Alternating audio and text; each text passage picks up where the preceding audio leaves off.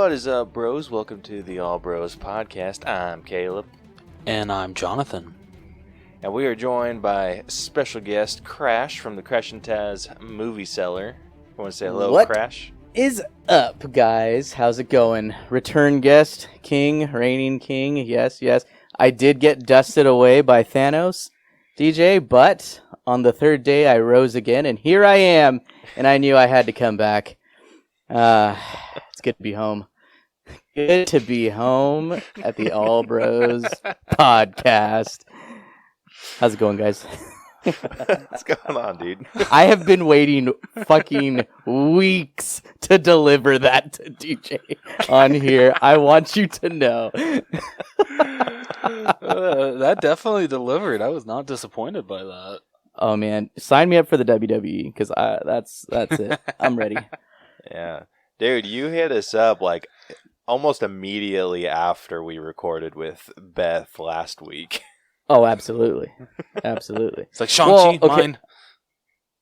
Well, you had a recommendation. What was the what were you going to recommend, Shang-Chi, or? No, actually, I was going to. There was another movie that I wanted to recommend to you guys. Shit, and I can't think of it. I wanted to recommend Super Troopers, another raunchy kind of movie that I don't think would ever make it onto your guys' radar for this show unless someone like myself would recommend it. But that was one I was going to recommend, but then I didn't think of what was coming out that weekend. And when you said that, I was like, oh, of course I'm going to be on there. It's a Marvel movie. Why wouldn't I be on this show? Oh, jeez. But anyway, all I did was help you erase the invite to have me on there because why wouldn't you just already send me the invite to be on the show, right, DJ? And so I knew I wouldn't have to ask or anything, but I just I just wanted to keep it professional, I love you, DJ. Dude, there is nothing I love more than a good podcast rivalry, right? And you have no idea how happy I am that there's one on our show. and that it started because of your show and our fandom.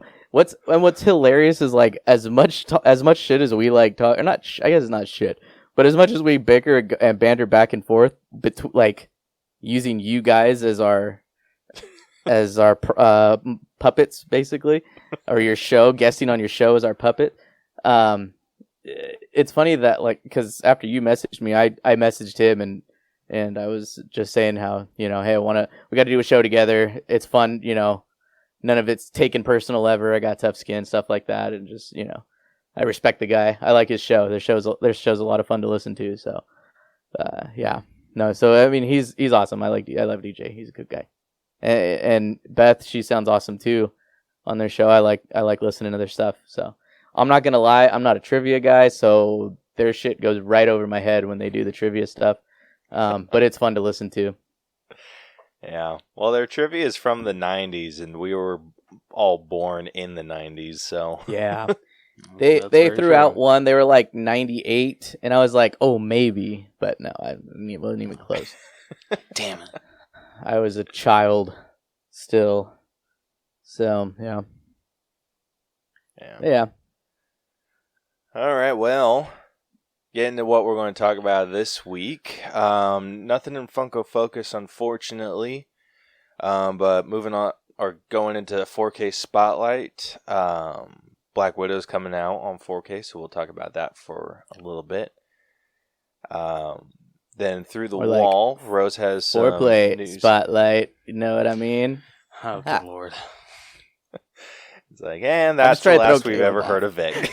Yep. I was going to say, I'm just trying to throw Caleb off, and he was never invited on the show again. And that's where we end this episode. Not even going to do the review, guys. It's like, DJ wins. Shit. Mulligan.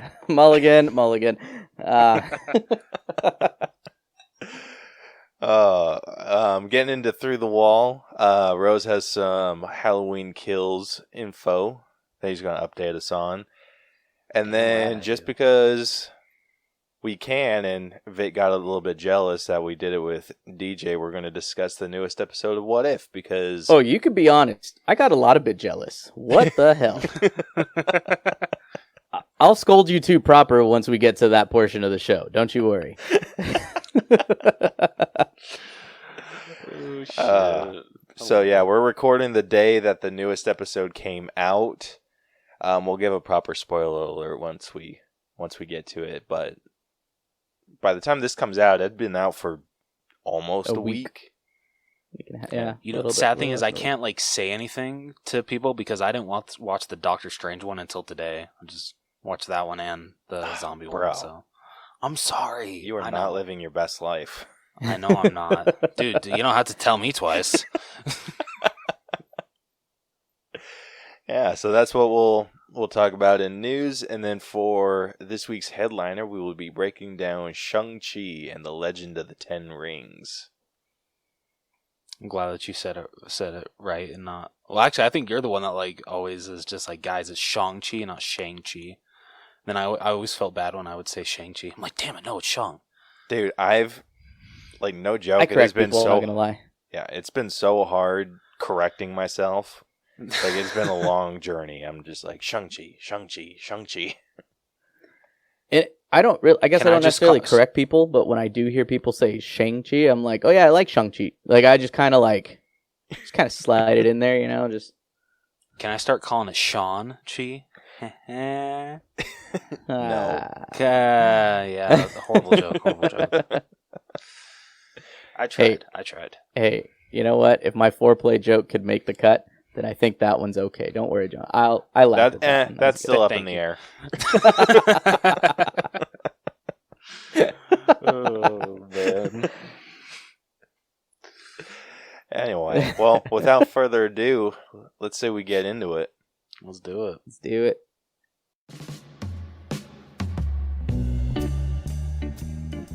Hello, my name is Brooker, and I want to talk to you about my fun horror podcast called Autopsy of a Horror Movie. Each week, I will talk about a different horror movie through one or two ways. Either a kill grade episode, where I come up with a cool rubric to grade the kills in each movie. I'll talk about the style, the method, and how impactful it was on me. At the end of the episode, I'll rank all the kills and tell you which ones are my favorite and which ones I thought sucked. I do also like to get a little academic with the movies and do more of what I call a horror review. I will talk about what was good, what was bad, what types of psychological fears the movie plays off of, and what I thought was the scariest part of the movie, while also throwing in some interpretation and wacky theories for the movie. You can find my podcast anywhere you listen to podcasts, and new episodes come out on Tuesdays. Also, if you're a YouTube fan, these episodes are made available 48 hours early on my YouTube channel at Autopsy of a Horror Movie. Please be sure to follow me on Instagram and Twitter at BruckerHorror, or email me at bruckerhorror@gmail.com to let me know your thoughts and interpretations, or if you have a movie request you'd like for me to do. Please rate, review, and subscribe, and I hope you get to enjoy the show. Alrighty, first up in 4K Spotlight, we got Black Widow coming out. So Rose, you want to talk about that? You know I would. So with Black Widow, we'll be getting a regular 4K as well as a regular Blu-ray, along with two exclusives. One will be, no surprise here, a Best Buy exclusive steelbook, which will have... I know, right? So we'll have Black Widow on the front, and then Yelena on the back, and then when you open it, it's a picture of Taskmaster. Kind of like the so I like the front and back. Like I like that it's just Nat and Yelena. But I don't know, the inside's kind of boring to me. I'll just send you guys a picture. It's literally just like a close up of Taskmaster's mask. That's it? Yeah, it's kind of boring for an inside steelbook. I would have preferred if it's like when after Taskmaster crashes into Nat's car and like they do that like face off when they both stand up. Oh, they're that would like have been so crouched cool. on one. That would've been That would cool. have been perfect. That would have been perfect inside art for the steelbook. But whatever. Doesn't mean I'm not going to buy it. I need to pre-order this, but I doubt it's going to sell out. Unlike, I just want to point this out. I can really tell Warner Brothers did not give a shit about Zack Snyder's Justice League. Physical release, because you guys have no idea how much craziness went on with the Steelbook for that. It was up for like, it seemed like a month or two, and then like a week before it came out, it said coming soon, and then a couple days before, it just went off the site. Like, it was just gone. And then, so I'm like, okay, so like, is it even going to get released on the day it was supposed to? Because it was supposed to get released on Tuesday, which was yesterday, the 7th. And then I get an email saying, oh, your item has been delayed, and everyone got an email like that. And if we don't hear anything, like, your order will be canceled by like September 21st. So everyone was thinking that they decided not even to make the Steelbook anymore. But I just got a email actually today saying that it's shipped. So, but it seems like this is one of the most limited Best Buy Steelbooks I've ever seen. It's freaking crazy. But I doubt that's going to happen with Black Widow, because Disney's a lot better when it comes to that stuff. I'll bet you, I don't even need to pre-order it, but I'm still going to, because it's Black Widow and I loved that movie. But I'll bet you each store has at least 10 copies. Jeez. But so besides the Steelbook, we'll be getting a Target exclusive, and I hate how Target exclusives are now, but that's just me. And that will, if this wants to let me, so it will include a limited edition filmmaker book.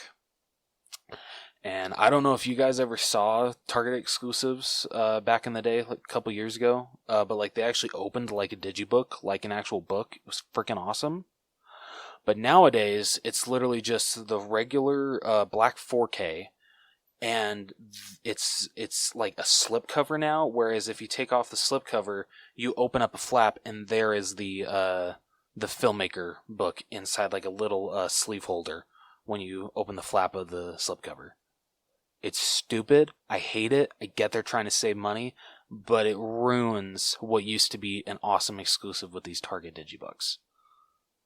Yeah, dude. I always expected those filmmaker books to be a lot bigger. I mean, that's fair. I mean, I guess, when you're including them with a movie, they're not going to make them that big. Yeah, like, I don't know. Like, I just expect them to be a lot bigger, a lot thicker. Like, you can honestly call them. Sorry.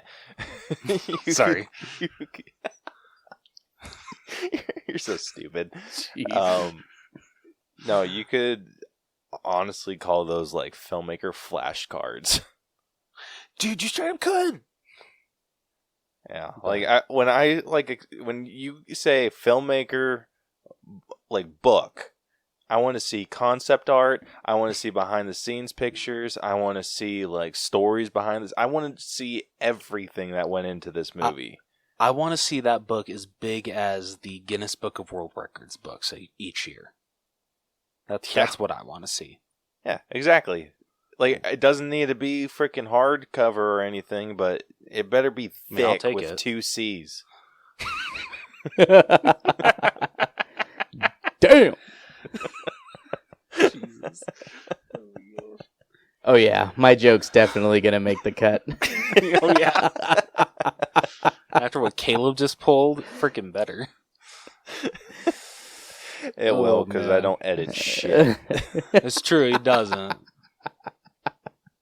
All I do is make this not sound that that's a a bad little thing. bit I better. actually love that you don't. Yeah, I just make this sound a little bit better and get rid of excessive silences.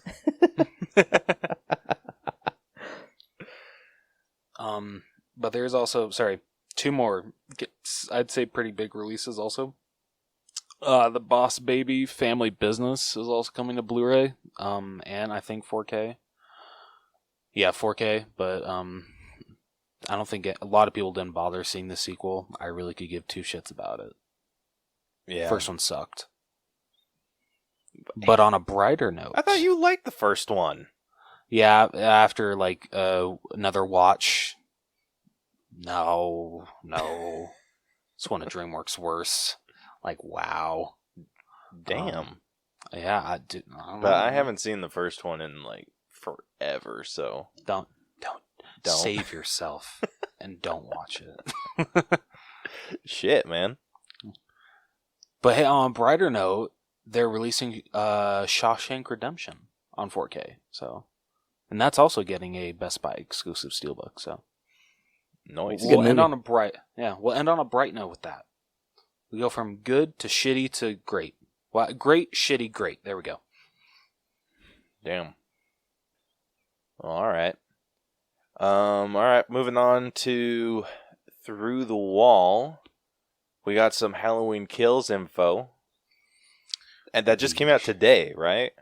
Yeah. So, Halloween Kills had its technically premiere at the what was it? Oh shit! I'm trying to see where it was like at it wasn't like the Toronto Film Festival. Here, sorry, one second. Sorry, guys. I thought I prepared everything I needed for this, but I didn't. Shame. I'm sorry. Why the hell? I wish you guys could see me shaking my head right now at Rose. You know what? Fair enough. Cause That's right, Rose. Listen to one of my episodes, and you'll see I prepared nothing. Really? There's Fairly very little accurate. that's there's very, very little that's actually like written down as notes or. At the Venice Film Festival. That's where it had its premiere, world premiere. But as many know, it doesn't come out till October 15th.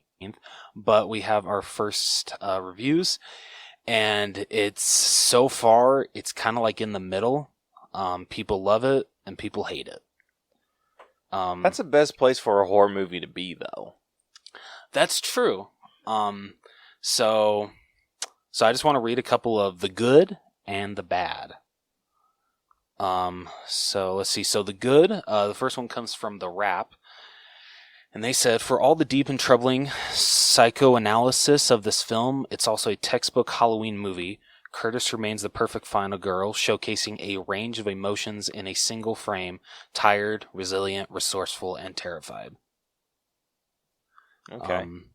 And then I think IGN seems like they summed it up best with theirs, because they gave it a 7. And they said, Halloween Kills suffers from being the second chapter in a trilogy, but it still delivers gory, fun, fantastic performances, and an electrifying score from John Carpenter. There are enough callbacks to the original film to satisfy Carpenter fans, while also expanding the mythology around Michael Myers and the town of Haddonfield in meaningful ways. Nice. I think Dude, that's my favorite didn't you? Wasn't it? It was either last week or the week. Not last week, because last week we were with Beth, so not. What one of those episodes? Weren't you like bashing on IGN? Yeah, because most of the time IGN doesn't know what the hell they're talking about. So, like you said, I don't trust a lot of critics. So I mean, I'm just gonna wait to see the movie for myself. But I like to see what is interesting or like what they're saying so far. I hate IGN though for how they started their review. They spoiled the beginning of the movie for me, assholes. Well, it's better than spoiling the end. I know, but still, I wanted to be. I mean, I know they're like showcasing a lot in the TV spots and trailers, but I still wanted to be surprised of how the movie began. That's fair. But that's just me. Well, and it's not actually what you think it is. Do what? It's not actually how you think it is, or how it begins. Well, you guys can look forward to that episode when it comes out. We'll give it the score it actually deserves. There you go. Yeah, because screw all those other critics. You don't know what they're talking about. Yeah, Nope. You guys don't know shit. Except for Richard Roper. I'm just kidding. No. Damn. Dude, I always try to get, like, anytime I've seen a review from someone, I always look up that person's, like, backlog of other reviews and compare it to some of our movies. And if they are off even a little bit, I'm like, nah. Like, you are untrustworthy. I love, no. Mm-mm. Like, yep. It's like, screw you and your like And the horse you rode in on. and your highly acclaimed blog. Can I just read one more? It's from the bad section. I promise this is the last one. This It's one, your like, news item. Go ahead. Okay, that's true. I'll this is let Rose from- go for it. Thank you. So this is from the Hollywood Reporter, and they said, "Evil dies tonight," shout the inflamed townsfolk of Haddonfield, Illinois, more times than you can count, and Halloween kills. Or maybe it's a franchise dies tonight? I might have misheard. Either way, this latest installment is like a latex ghoul mask so stretched and shapeless, it no longer fits. Damn. Oh, bloody hell, man. Damn. Why don't you tell us how you really feel? Yeah, straight up. So you didn't like the movie, is what he's saying.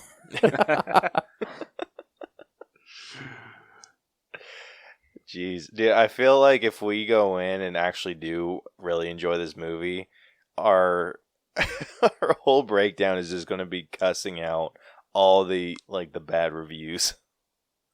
I don't know. It's It just should maybe be. it's just me. You should make that a segment throughout it. Like, Dude, we should. I don't know. I go to these movies to watch Michael Myers brutally murder people. As long as I get that, I'm going to be very satisfied. Yeah, exactly. We don't go in there for the deep story. I mean, or I think or it's the very great interesting. acting that horror films dish out. Come on. I will give David Gordon Green this. I do like the way that he's taking this trilogy, whereas like other ones like strayed away from Haddonfield. I like that this one is like it's literally all of Haddonfield after 40 years. They're just like, yeah, you know what? Once was enough. We're finally stopping this guy, even though it feels like they're outnumbered for how freaking strong Michael Myers is in this trilogy. True. So I appreciate him bringing it back to Haddonfield, where I feel the Halloween franchise should be set in Haddonfield, Illinois. Yeah. I absolutely agree.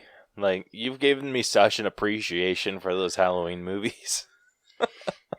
My job here is done.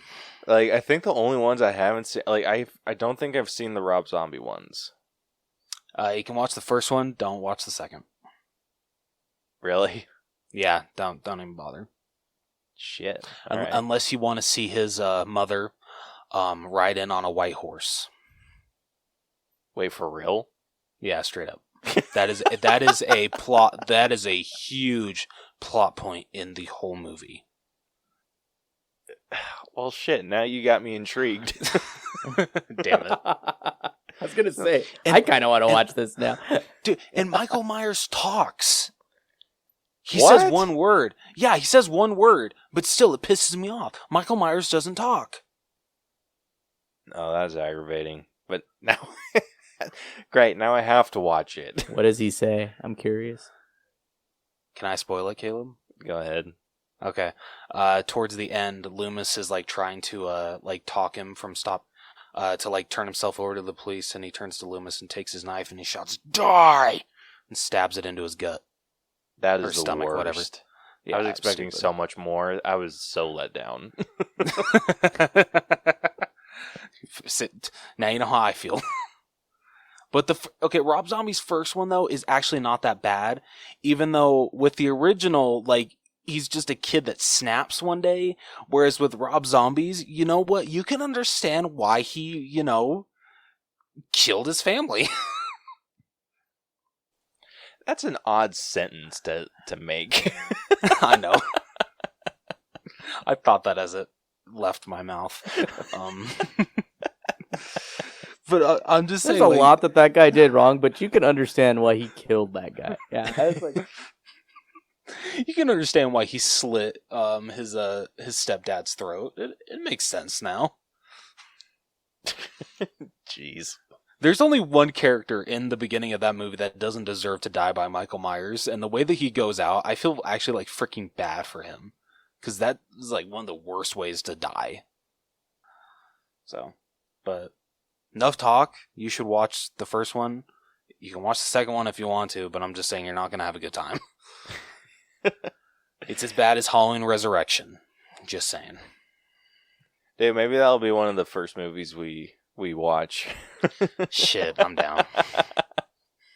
Gonna make me suffer through that again. Alright, fine. VR movie night, bitches. We're finally putting that into motion. We're just waiting on Rose's headset to come in. Dude, I'm so down to get in on this too. Like when you sent me that video today, that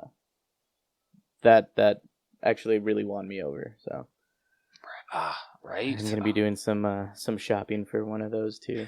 Hell yes, dude. No joke.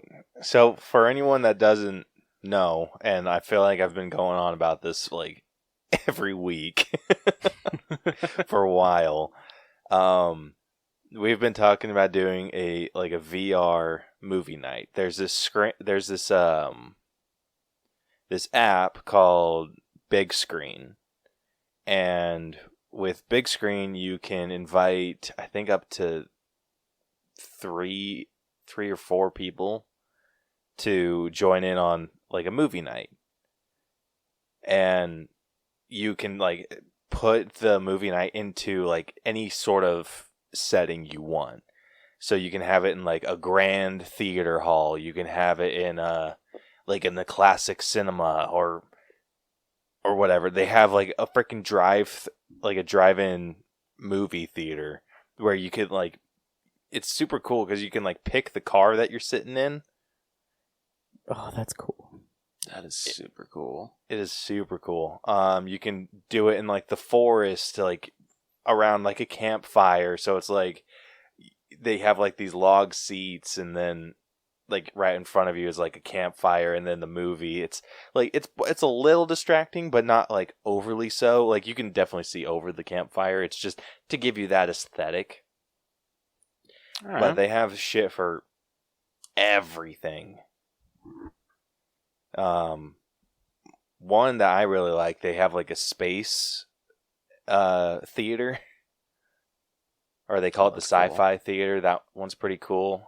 They put that one if you're like watching some sci-fi movie like Star Wars, Star Trek, Rick and Morty. Like you can set it anywhere, but it's super cool. And so actually this ties in perfectly to what we're about to talk about next. I watched the newest episode of What If in VR today, and just because I could, and just because it made me feel really good, I was holding my remotes, and I was just like, it feels weird. I don't know what to do with my hands, and so I popped up a virtual box of popcorn and a drink, and then just like had them at my side. Why not? I love it. Yeah, right? Love it. Yeah, like like just because I could, and I'm just like, I have to sit. I need to figure out like a new seating arrangement because I have to sit in this seat, so I need to get like a different chair or something. But yeah, I was just like, I need something to hold in my hand, so I just held it. And it freaking like, it was wild because anytime I got scared I would jump, but then like the popcorn would like kind of fly up in the in my eye line. Super fun. If anyone wants in on it, as long as you have a VR headset and can access Big Screen, we'll let you know when we do movie night. Yeah. Hit us up. But anyway, like I said, this kind of ties into what we're talking about next, which is the newest What If episode. Yeah. It's my turn to talk some Marvel with you guys. Damn it. Hell yeah. So if you have not seen the newest episode, which is I don't think this is much of a spoiler. I think Marvel was kind of going around telling everyone. The zombies episode. You might want to skip ahead, like, probably a while. Just keep like checking every like minute or so, and just to see if we're still talking about it. I think your safest bet is going to be like skip ahead maybe 25 minutes. Yeah, that sounds good. Yeah. And then every 5 minutes from that point. There we go. Just to be safe. All right, so now that everyone's been properly warned, the frickin' zombies episode. Holy shit. Zombies. Yeah. Okay, we were talking about this before, which is where I was like, hold on. DJ got a ample amount of time to talk what if with you. Now it's my turn. So before that happened, and I said let's get this thing started. This is what I was gonna say was I really liked the concept of not only were they zombies, but like anybody that was an Avenger or anything like that still had like the abilities of like what they would be without, if they, without being a zombie. I thought that was so badass. Like to see a freaking zombie Wanda, holy shit, I would shit myself. She would just pull somebody in, and then like that's it. You're zombie chow. Oh my gosh. Dude, so the only thing that I didn't necessarily care for was maybe how they went about this episode. Mm-hmm. I actually really liked how they introduced how the zombie outbreak Did started. you really? Yeah, I liked the idea that Hope. No, not Hope. Janet. Sorry. Janet. Thank you. That like she contracted a disease from the quantum realm, passed it on to Hank, and Hank passed it on to Scott, and then it just broke. Everything just went to shit. I actually think that's a really good. It's a metaphor for COVID. So yeah, there we go. Disney's getting political. Holy shit. The only way they know how. Dude, straight up. Sorry, Jonathan. I keep throwing. No, you're good, man. You're good. You're not pissing me, dude. It takes a lot. No. I said I keep cut. Like I'm messing you up. Cutting me off. Sorry. No, you're good, man. I don't know. I feel that was a really good way to explain a zombie outbreak in the MCU. I don't know. To me, it really worked. I think it did too. I think I just kind of got my hopes up about like the theory of like how the zombies were going to come, and someone said that they thought that it was going to be the virus or the biological weapon from Civil War that caused the zombie outbreak. So like, okay. I think someone said, "Oh, the way that it should happen is what if Black Widow dropped the biological weapon and it like spread from there, and then became like a worldwide thing. Then the Avengers would have been like the first ones to be infected and all that fun stuff." Can we talk about really quickly? Sorry. Go. No, I was gonna say I feel like that would have been like the easy way out though, because throwing it into like the quantum realm, then that just opens it up to so many more characters involved, as opposed to like whoever might have just been directly involved with what's it called? In Civil War. So I don't know, it's just my opinion, but the one thing that like there was some continuity issues with this one too, because this was supposed to take place sometime after. So this was supposed to take place during Ant-Man and the Wasp, or sometime after. Like the point where, so I'm assuming Ant-Man and the Wasp went completely as planned. Well, because Ant-Man and the Wasp and Infinity War are supposed to be taking place at the exact same time, right? Right. Okay. Ooh, so that there. Because I was wondering that because if that's how the zombie outbreak happened, then why did the Black Order not start attacking until the zombie outbreak had already started? Like, it seemed like Infinity War started later than Ant-Man and the Wasp, and I thought that because of Thanos' snap, they happened simultaneously together. Well, so that the part that is around the same time as Infinity War is when is not when Hank goes through, but when Paul Rudd's character goes into the quantum realm to go get that energy, the quantum energy. So, but when Hank goes through to get his wife, it's a different time period. Like that's still before Infinity War, so it's not necessarily the same day. That's right. Okay. So Right. it I'm could a still little bit happen better on track before. now. Yeah, so it could still happen before, but when Infinity War happened, that could have been, I don't know, weeks, months before. Who knows? Like depending on the timeline between when, he was in Germany fighting with Cap and on house arrest. So. Okay. That makes so much more sense. Thank you, Vic. So that Don't worry, does guys. that does also kind of mess with continuity because Cap and Iron Man were next to each other, and by the time the Black Order came to New York, they were like no bueno. What do you mean they were maybe next to put each their other? differences aside for the zombie outbreak. Wait, when were they next? When were they next to each other? When they came out, when they're like, "Oh, we sent the Earth's mightiest Avengers to New York to handle the situation," and then freaking Cap gets bit in the neck by Tiny Scott. Oh, that's right. I mean, that's assuming that in that reality, Cap did sign the Sokovia Accords. Ooh, that's Remember, true. these are all Civil War different. Never happened. A lot of these are different. Different things happening.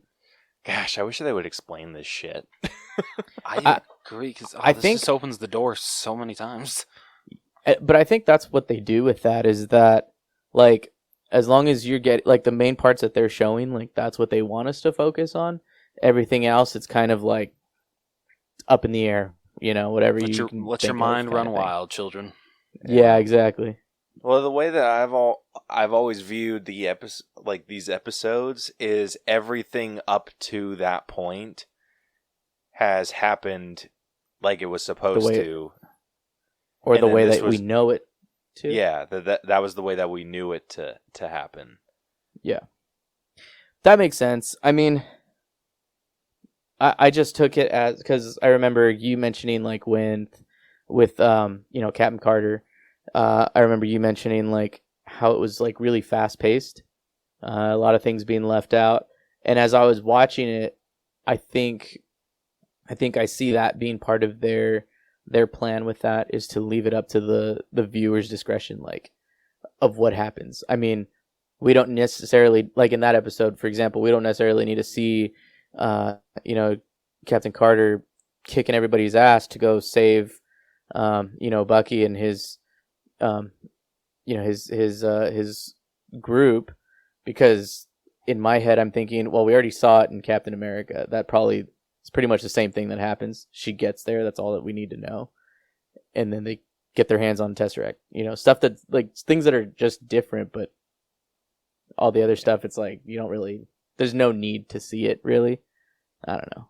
That's just Well, I justified that like how she was able to get to Bucky before he was like experimented on or done like whatever, like captured or being tortured or whatever, that she was able to interrogate Arnim Zola a lot faster than Steve was. And so she just got there like before they even had the opportunity to interrogate him. Yeah. Like that's how I justify that, and like there's just a lot of justifications with this that need to go on. I mean, yeah, there's some parts where it's like I do kind of wish, okay, I kind of want to see a little bit more of that, or like I want some more insight on that. I don't know, but then like watching T'Challa as Star-Lord, you know what I mean? Like everybody was, apparently he can talk down Thanos and get him to come to reason, and yeah, I mean that it's like, okay, I can see that, but at the same time it's like I kind of want to see it. But it's like I think it's one of those things where they're just like they're just leaving it to us to be like, oh, just let your imagination do the work kind of thing, which I kind of like, but then there's other times where I'm like, I don't really want that. Just give me more. Just give me more information, kind of like what you're saying. Yeah. Dude, and speaking of T'Challa, did anyone else frickin' shed a man tear when he started talking about how death is not the end? I'm just like, no, it's not. Gosh. Dude, that was rough, man. That was rough. Oh. Dude, it's like every episode he just says something so wholesome. Like he's 2 for 2 on making me just like want to break down. He is now the second fictional character that is no longer, like, who the actor is no longer with us, but he said something like that. Death is not the end. You know, who said something like that has brought a tear to my eye. The only other person, Rose, earmuffs, but his Uncle Iroh, when he, in that last episode where he's singing that little song, did you know that was the actor singing about himself because he knew that that was his last day recording? He was basically singing that song to himself. Oh my gosh. I'm going to send you the video, Caleb, and so you could watch it, and if you don't cry, like I'm getting goosebumps talking about it, but it's so sad. It's so sad. Rose, how far are you on that, by the way? Tell the truth, I haven't watched it in a little bit. Some bitch. I'm sorry. Dude. At least you've started, though. You've started. I'll give you that. Sorry. No, I'll give you that. You've started. Dude, you freaking heard me when I was like, oh yeah, the Fire Lord figure came out, and he's just like, the who? Dude, okay, maybe I do, like, we're too far past it, but I don't give two shits. Have you seen the Azula pop? Oh, the crazy one? Yes. The crazy one? Yeah. It looks badass. When I saw it, I was like, oh, that's cool, but then I looked at the hair, I was like, oh, this is when she lost her marbles. That's a badass one. That is a badass one. Oh, man. Anyways, we're not on Funko Focus, guys. But no, maybe we'll talk about it once Rose gets to that point. Oh my God, Rose, you gotta check it out, man. But I'll look for that video, Caleb, and send that to you, because now that's 2 actors that I have, like, man cried for when they've done something like that, and it's just, it's tough. Oh my gosh. Yeah, like, dude, when he started, I'm so glad that they didn't zombify him. Yeah, definitely agree with that. Dude, I want to know what happened to his freaking leg. Yeah. What the hell? Yeah, I feel like Vision cut it off or something.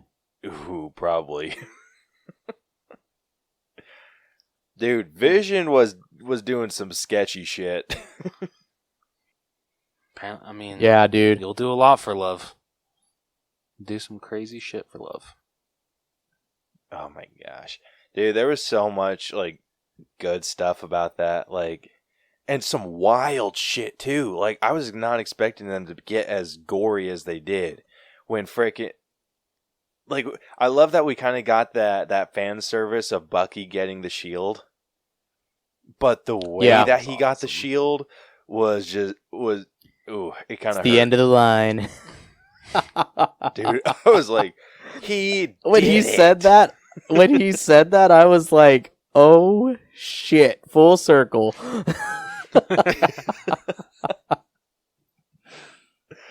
Oh my gosh, man. Dude, I loved how he wasn't like super quick to try and save Sharon. He just kind of comes in like real slowly and is like, that's enough, Cap. Like, dude, he's eating someone. Like, you might want to hurry the hell up. Yeah. Yeah, dude. It was such a good episode, though. Like I said, I loved the concept of like them still having powers. That was awesome. I love the fan service they threw in there. I mean, there was some damn good shit in there. Yeah. Yeah, dude, the gore in this was just insane. Like, freaking Wong getting his head cut off. Yeah, damn. Or freaking Falcon getting like cut in half. Dude, these have been like gory, not gory, but they're not afraid to like show some shit. Yeah, they freaking In blew these- Hulk up. Yeah. Speaking of Yeah. Hulk, I want to know what Caleb thought about Hulk in this episode. Dude, oh my gosh. I wanted to freaking flip a bitch when I saw that he still wasn't coming out. I'm like, I "Are actually you thought they shitting handled me?" it a lot better in this one than Infinity War. And I don't know, like, maybe it's just me, but I love Mark Ruffalo as Bruce Banner, even in animated form. So the more I get to see of him, the better. And, but they did not answer in this episode if Hulk made it out of there alive.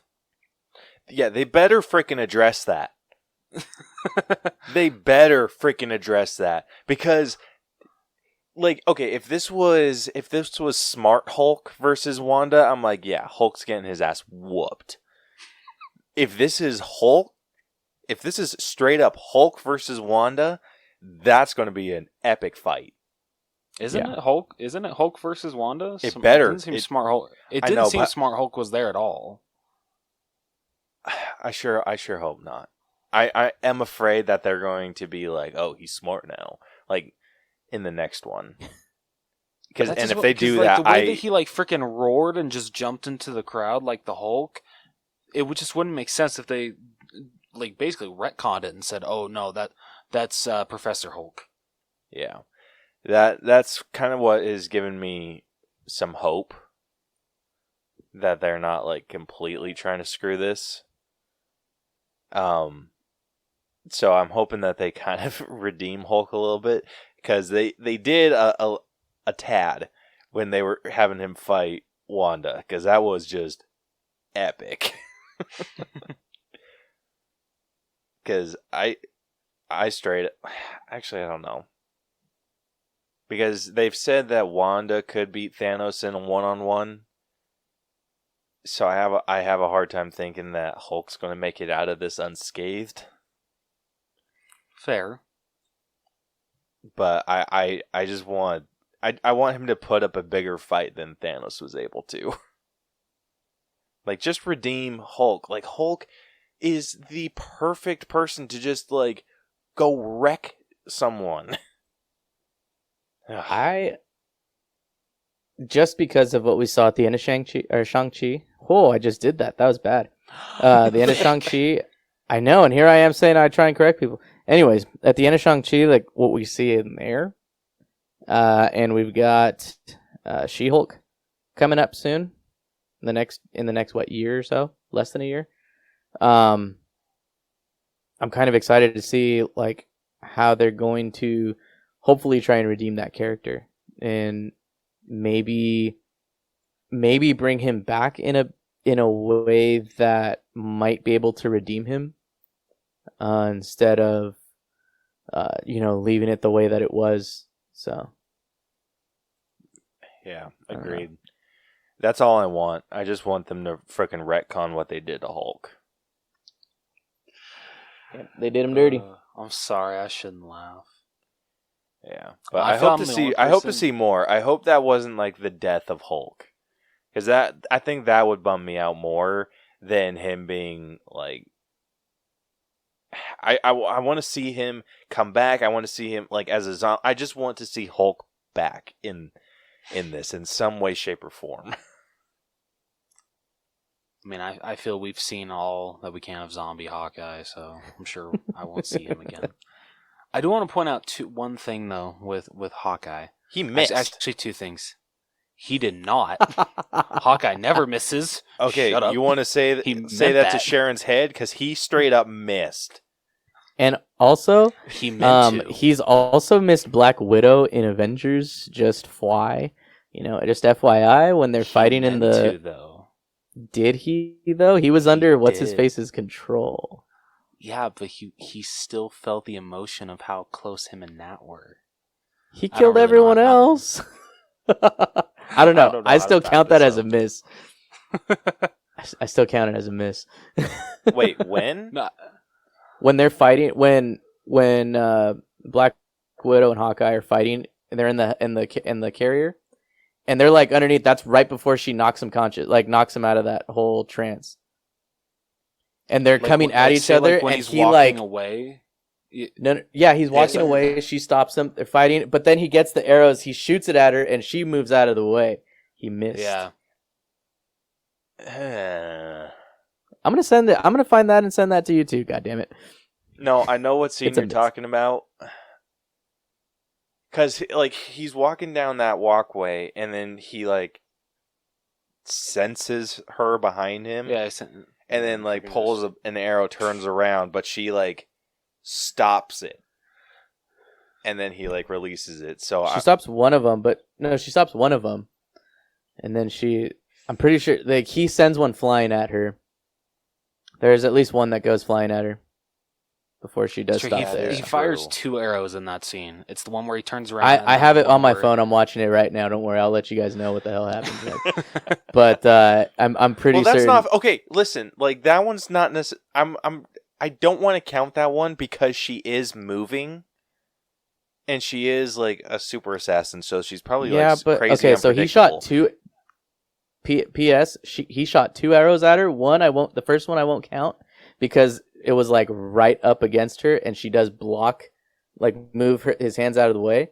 But the second one, she's swinging around a pole, and he shoots one at her and still misses. Secondly, Iron Man was also moving, and he didn't miss. He shot it at a car so that it could explode. He was also a moving target. Yeah, that one doesn't. So the one with Iron Man, that doesn't count. All right, we won't count that one then. Well, because he does say "made you look." How about T'Challa then? How about T'Challa? And Loki when he's that doesn't flying count. on the thing? He hit his target. It's not his fault that his target was covered in That he vibranium. caught it? Okay, well, that's true. Okay, fine. Loki, when he's flying in the air, and he was a moving target, he still would have hit him had Loki not just caught it and exploded. He still blew him up. Yeah. That's what I'm saying. No, but that's what I'm saying. He was a moving target. You're saying that it doesn't count because Black Widow was moving, but they were all moving. I know, but she was moving. Okay, so I'm coming to this conclusion that if he's in a different state of mind, he's not actually full on Clint Barton. Okay, he can miss. But zombified or under Loki's control. Didn't he give him all-knowing, all-seeing power? Apparently not when it comes to archery skills. Or even hand-to-hand all I'm saying combat. Is he's at least missed once, and yes, it was Black Widow. That's all I'm saying. All right, fair. But I'm having a hard time with that one. Because funny I can see it. Loki see it in your eyes. Listen, Loki was moving. Hawkeye not missing. Loki was moving. Yeah, yes, Loki was a moving target. He was moving in a straight line pattern, so he kind of knew where to aim. Black Widow was moving erratically. There was no good way to predict where she was going to go, so he just kind of took a shot. I mean, but the comics has always said the Hawkeye never misses a shot, no matter how fast the target is moving. Dude, even I'm calling out my favorite superhero here. Fair enough. Okay, fair so enough. I mean, when he shoots it, if calling him out, then yeah, he freaking misses. And I'll say this: when he he's shoots not it, actually Clint. she's still kind of. So it's the way that she is she's kind of standing, and then he shoots it, and then she moves out of the way. So she's not moving while he shoots it at first. She kind of moves out of the. Don't worry, I sent it to you.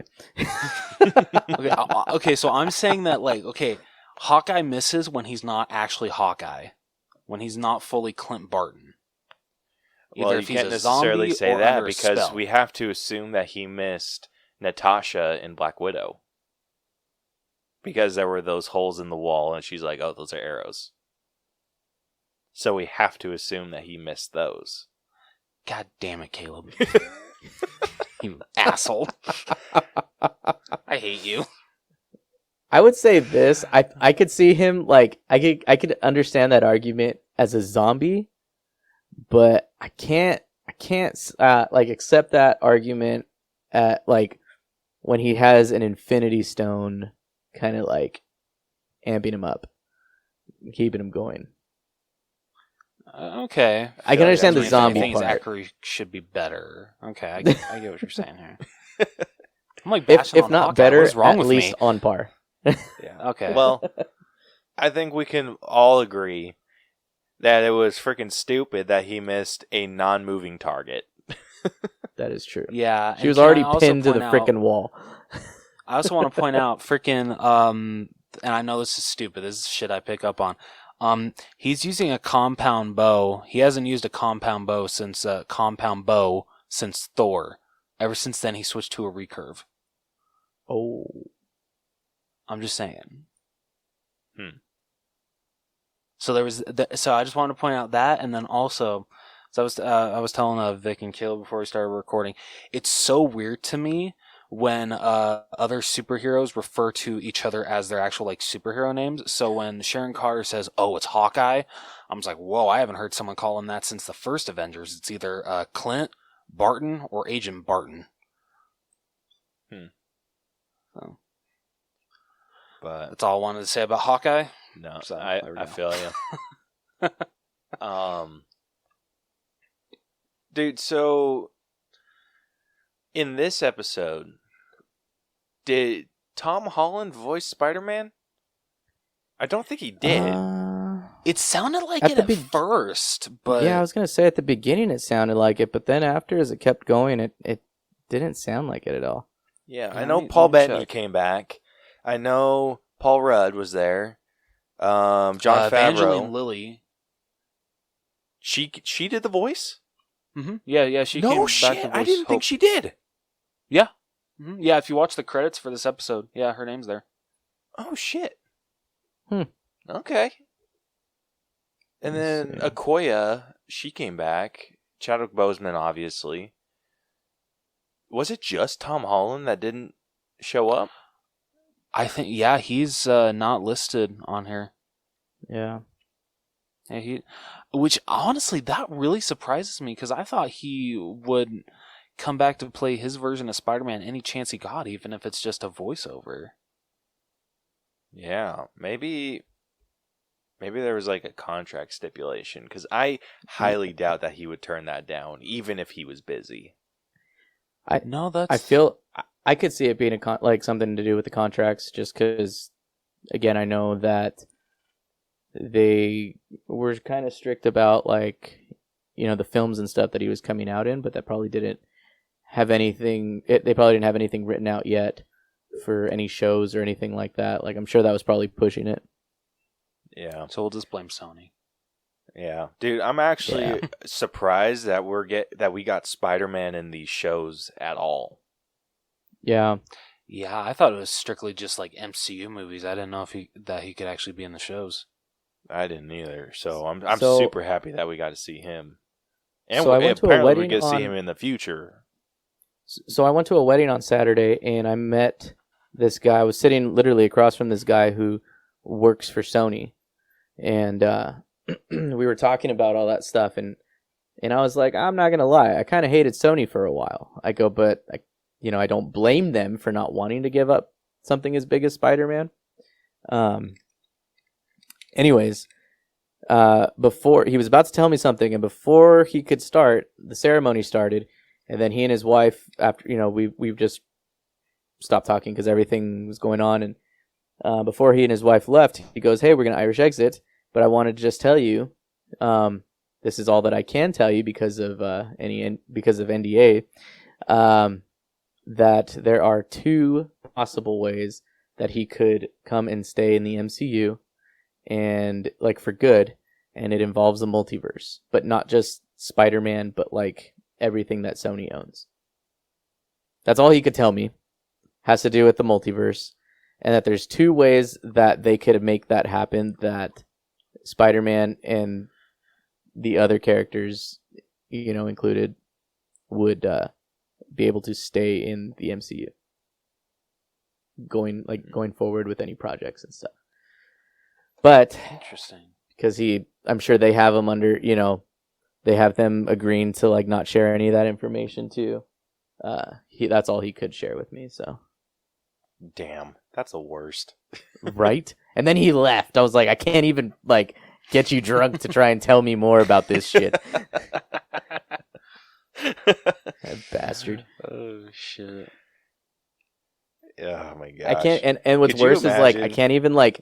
What's worse is I can't even remember his name, so I can't ask like the bride or groom because I'm friends with both of them. I can't even ask either of them like, hey, who was that guy I was sitting across from that worked for Sony? Because I want to talk to this guy more. Like I can't even do that because I don't even freaking remember his name. And they didn't have Some like a bullshit. seating arrangement or anything? No, it was all that was the other thing was there was no seating arrangements. Like Damn, that's it was the just kind of worst. like you sit wherever. So to ask them like, hey, who was this person in the red shirt? It's like they're not gonna know. You know what I mean? It was their wedding night. Like they're not gonna know or remember any of that. Like, why couldn't you make a seating arrangement, you selfish assholes? give us names? Oh, It's like, shit. hey, Yeah, man. can I borrow your Get your your guest guest list. book for like See, a minute? and that's the other hard part was like the guest book. I honestly wouldn't remember his name. I'm bad with names. Horrible with names. And so I know I won't remember his name. Their invites were sent via Facebook and stuff like that. So it's like, well, shit. Dude, just scroll through everyone. Right? I should. Just go through their friends, be like, who It's the worth hell it, was man. this guy? It's worth it. Oh, man. Yeah. Dude, how funny would it I- be? It's like he's not really friends with them. He's his date was friends with the the bride or Right. groom. Just make it even Yeah, more his wife impossible to is- find him. Jesus, that would be awful. That'd be so awful. I would hate myself. Oh. Oh, shit. All right, Some so people's children, man.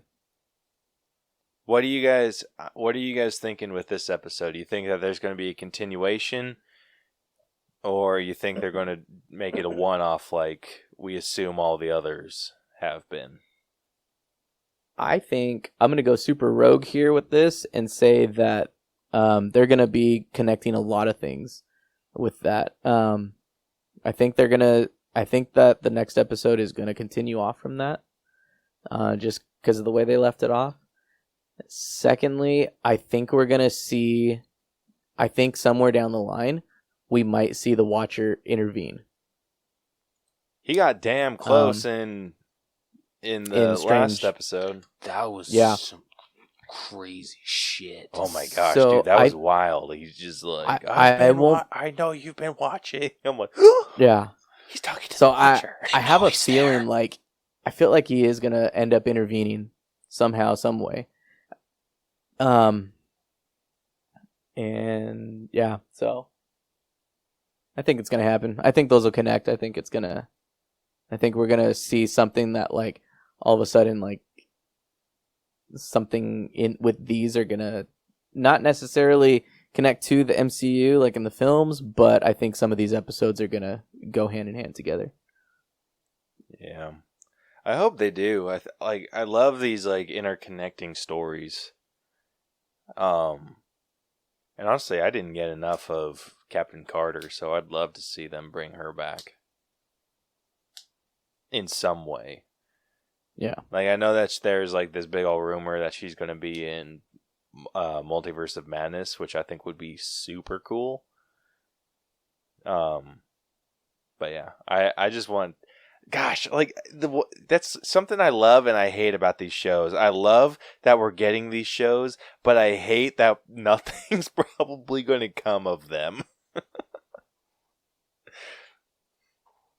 Fair enough. Because then it's like, it's kind of like what Loki did. Like with the classic Loki, like I know that there's like the sacred timeline where everything happened according to the sacred timeline, but Loki was just in his classic costume. So I know that there is a classic MCU sacred timeline to go through, and I want to see that. But I know I'm never going to get that. And then same thing with this. It's just like I know like, I know Captain Carter's probably never going to get her own movie, even though I'd love to see that.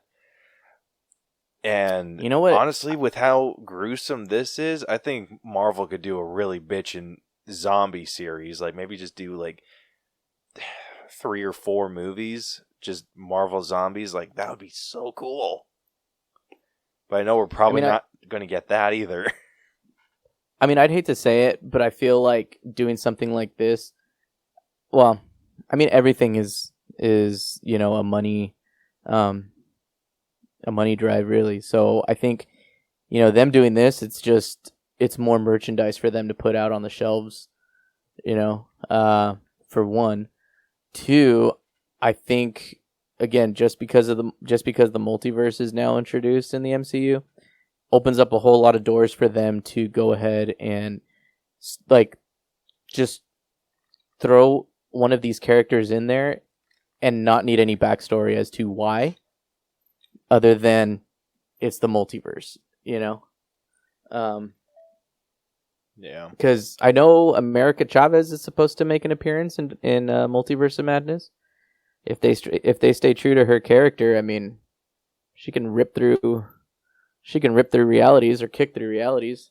So I mean, I wouldn't mind seeing her, like, throwing a nice roundhouse kick, and then we get frickin' Captain Carter jumping through or something. I don't know, like, that's obviously a very far-fetched and very, like, lazy way to do it. But you know what I mean? Like, I feel like it's just a way for them to now, like, open that door for themselves, and not need to give it any explanation for the fans. And the fans are just going to know, like, how and why, or not how, but at least why or where they're coming from. So, yeah, I don't know. I can agree with that. Yeah. Alrighty. Well, I think we've gone on long enough with this what if what if chat. So what say you guys? You guys want to move on to the headliner? Hell yeah. Let's do it.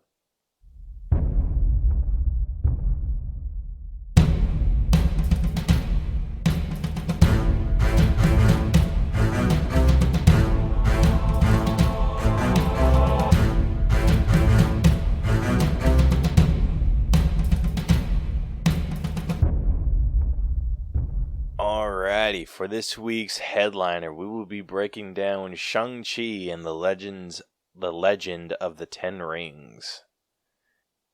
So if you guys are not familiar, unfortunately we didn't ask. Wait, did you post the question of the week? God damn it, Rose. I didn't see one. Sorry. We had a really good one too. How about this? Let me ask. I'm going to go above and beyond here as a return guest. Let me ask you guys a question for this week. Where does this movie land on your for your origin story, MCU origin stories? Well, we're about to find out. Well, no, but you personally, I know that, but I'm saying, like, just the origin stories, like Iron Man, Captain America, the First Avenger, Incredible Hulk. We'll even throw in, like, Ant-Man, Black Panther, like, their first movies, their first MCU debuts. What would be, like, where do you think this lands for you on those?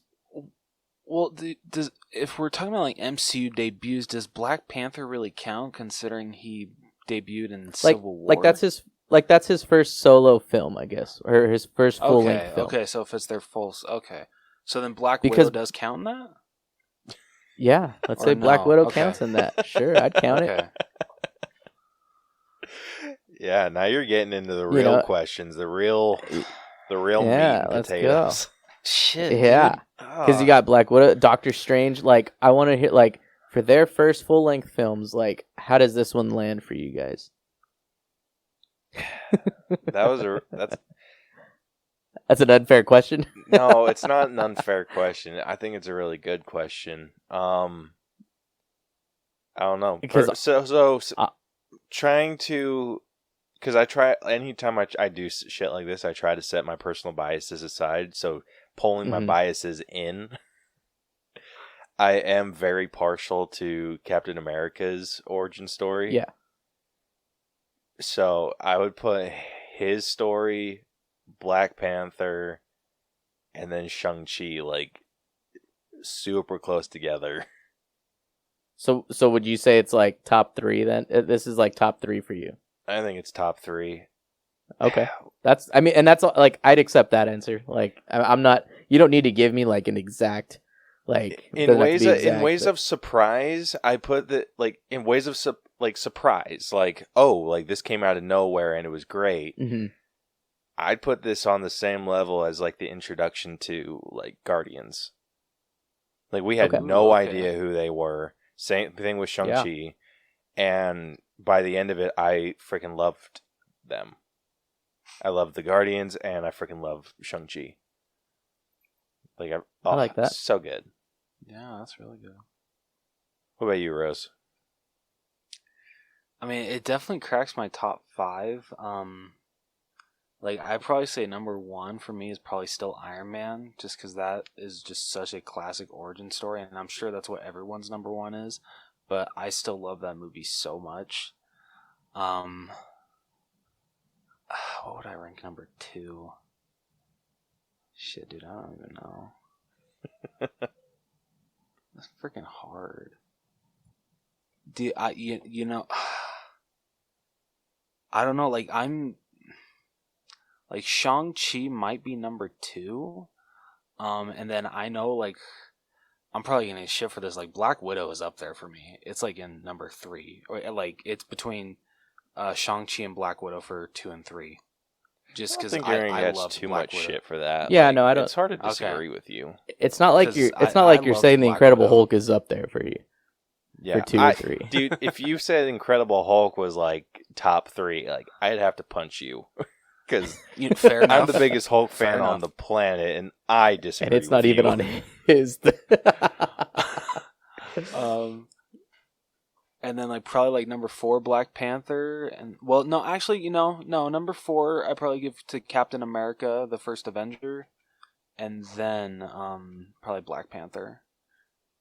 Like like Thor's really good. So is Doctor Strange. I don't know. This is like freaking hard. I really gotta like sit down and like really think of This is one like you have to sit and think about, like go through all of the origins or like the first full length films for So, these like, characters, honestly, and it's damn. I'd probably have to say that is not set in motion. That's probably like those are like in my top 5, definitely top 10. But like I'd have to sit down and like go through every single like origin movie or like first movie of these MCU characters and like really make sure that this is where my ranking is. So can I get back to you on it? Absolutely. As long as I can, I want to name my at least top 3 in no particular order. Yeah, man, go. Hell yeah. But Shang-Chi has definitely breached its way into the top 3 for sure. Iron Man is up there. I'm gonna leave this up to you guys. I have a backup if you don't agree, but I was gonna say it's your list, man. Infinity War as Thanos' movie. Like, he's the protagonist in that movie. When I watch it, that's how I watch Infinity War. If you guys disagree, I have a backup. I get where you're coming from, but I kind of disagree. I mean, what's your backup? That's fine. If you disagree, I got a backup. Listen, we specified origin stories, and this we didn't really get a Thanos origin.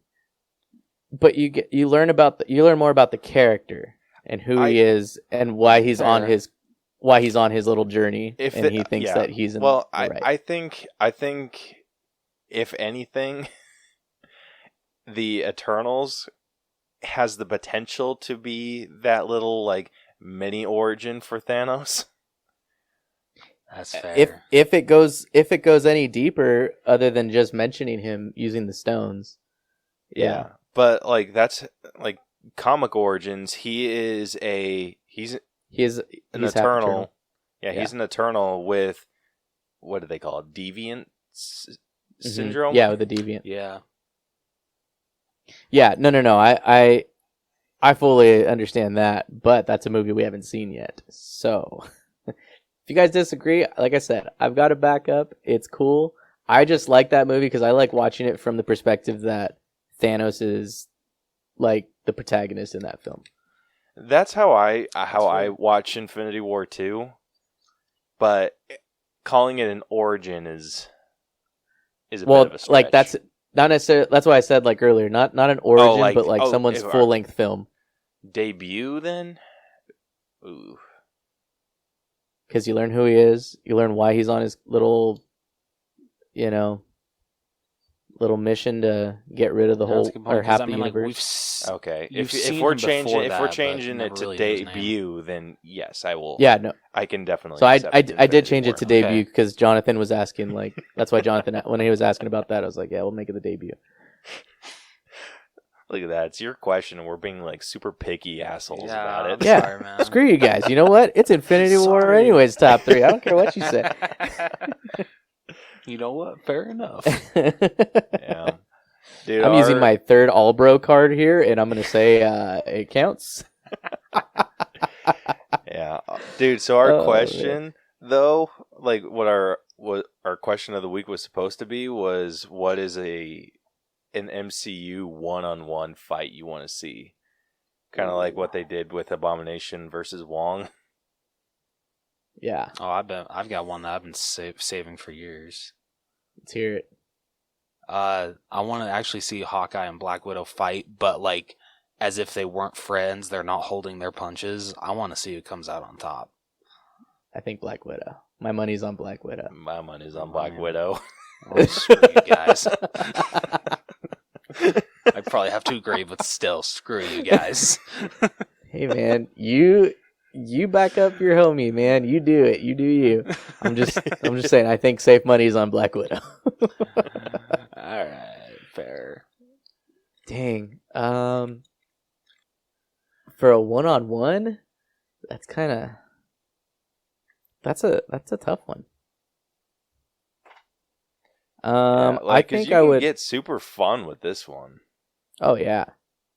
I mean, if we're sticking to like MCU characters, I think I would love to see like maybe Spider-Man and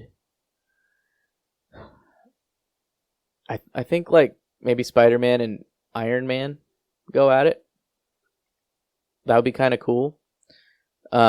Just because they both like, especially in the movies, like they kind of learn as they go, like from stuff that happens on like throughout their fight too. Whereas Tony does kind of cheat a little bit because he just has like Friday or Jarvis kind of, map out what their next possible move is going to be and let the suit go into autopilot. Whereas Spider-Man's kind of just that quick, I guess. I don't know. No, it's fair. Yeah. Mine, like, now because of this movie, I want to see, like, Spider-Man versus Shang-Chi. Ooh, actually, I would like to see, because of this movie, Shang-Chi versus, like, Black Panther. Ooh, that'd be wild. Yeah, that would be badass. Or any of the Dora, fuck, I can never say there's Dora Mirage. God dang it. Mirage. You know what I'm talking about. It's a tough word for me. So that would have been my pick before I saw, or after I saw this movie. Before I saw this movie, I was going to say Vulture versus Falcon. That'd be cool, actually. Okay. That'd be kind of cool. Yeah, I think that'd be like a freaking blast. They'd have to shave off like a couple pounds from Vulture's wings, though. Those things are like massive compared to. Hell. True. Dude, another one that would be really cool, Shocker and Crossbones. Yeah. Ooh, That would be badass. That would be a bitch and just Super brawler. awesome. You know what would be cool? I want to see a younger Red Guardian and Cap. Yes. Like, we hear him talk about it in Black Widow. I want to see that shit, but like both of them in their prime. Dude, that'd be epic. That would be so cool. But honestly, it would also be kind of cool to see like Red Guardian the way he was towards the end of the film, but at the beginning too, like they do show him when he's younger, but not in his Red Guardian outfit. Like I still think it would be kind of cool. No, that would be so awesome. Dude, or I mean, David Harbour says he's down, so let's make it happen, Marvel. Right? that would be so cool. Be like, you could also do like Red Guardian, and you could do them against like anyone. Like John Walker and Red Guardian would be a freaking badass fight. I would love to watch the Red Guardian beat John Walker's ass. John Walker post serum versus Cap. Oh, that would be awesome. Both of you guys got the at the same time. You guys are killing it at these suggestions. My mind's just like combing through all of like the different characters and stuff. I know, dude. I'm going through like everyone. Like just absolutely. What about everything. What about like Electro versus Whiplash? If we're going MCU based, MCU that would Whiplash, be a little tough. You think so? Yeah, just because Whiplash's whips are electric based, so Electro could just go inside them or suck all the energy out from them, and then just shock the shit out of Whiplash. So I think that'd be a tough. That would be fight. a little easier, huh?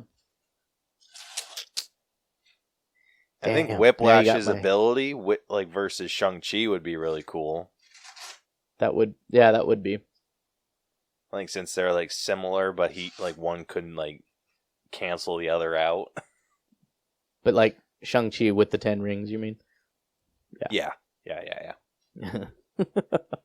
Just making sure. Damn. Yeah, there's so many that I would love to see. Actually, they're going to be in the MCU now. Doc Ock. I'd love to see Doc Ock. And I wouldn't mind seeing him go up against someone like Iron Man. You got two geniuses. That'd be kind of cool seeing them kind of go at it. I mean, I've always wanted to see a Doc Ock versus Green Goblin fight on the big screen. Oh, dude, yes.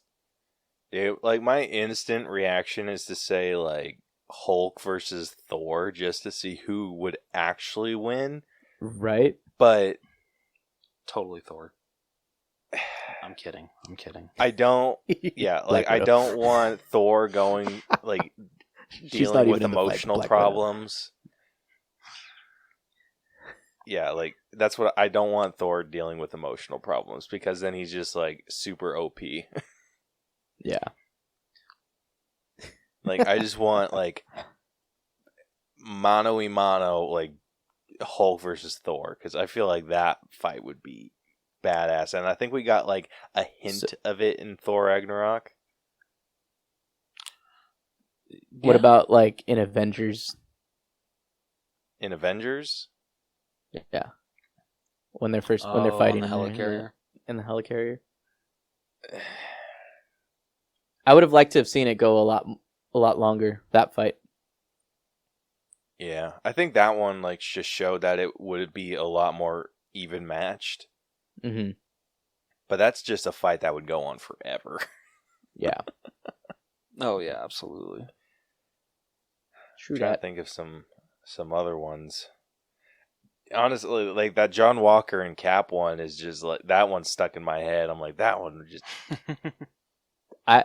Actually, once I said that one, I really like all the other ones. Don't really feel as good, with the exception of maybe Shang-Chi and Black Panther. Those would probably be the top two that I would love to see. Yeah, those are good choices. So good. Wait. Actually, one more. End of WandaVision, Wanda, and current Doctor Strange. I want to see them fight.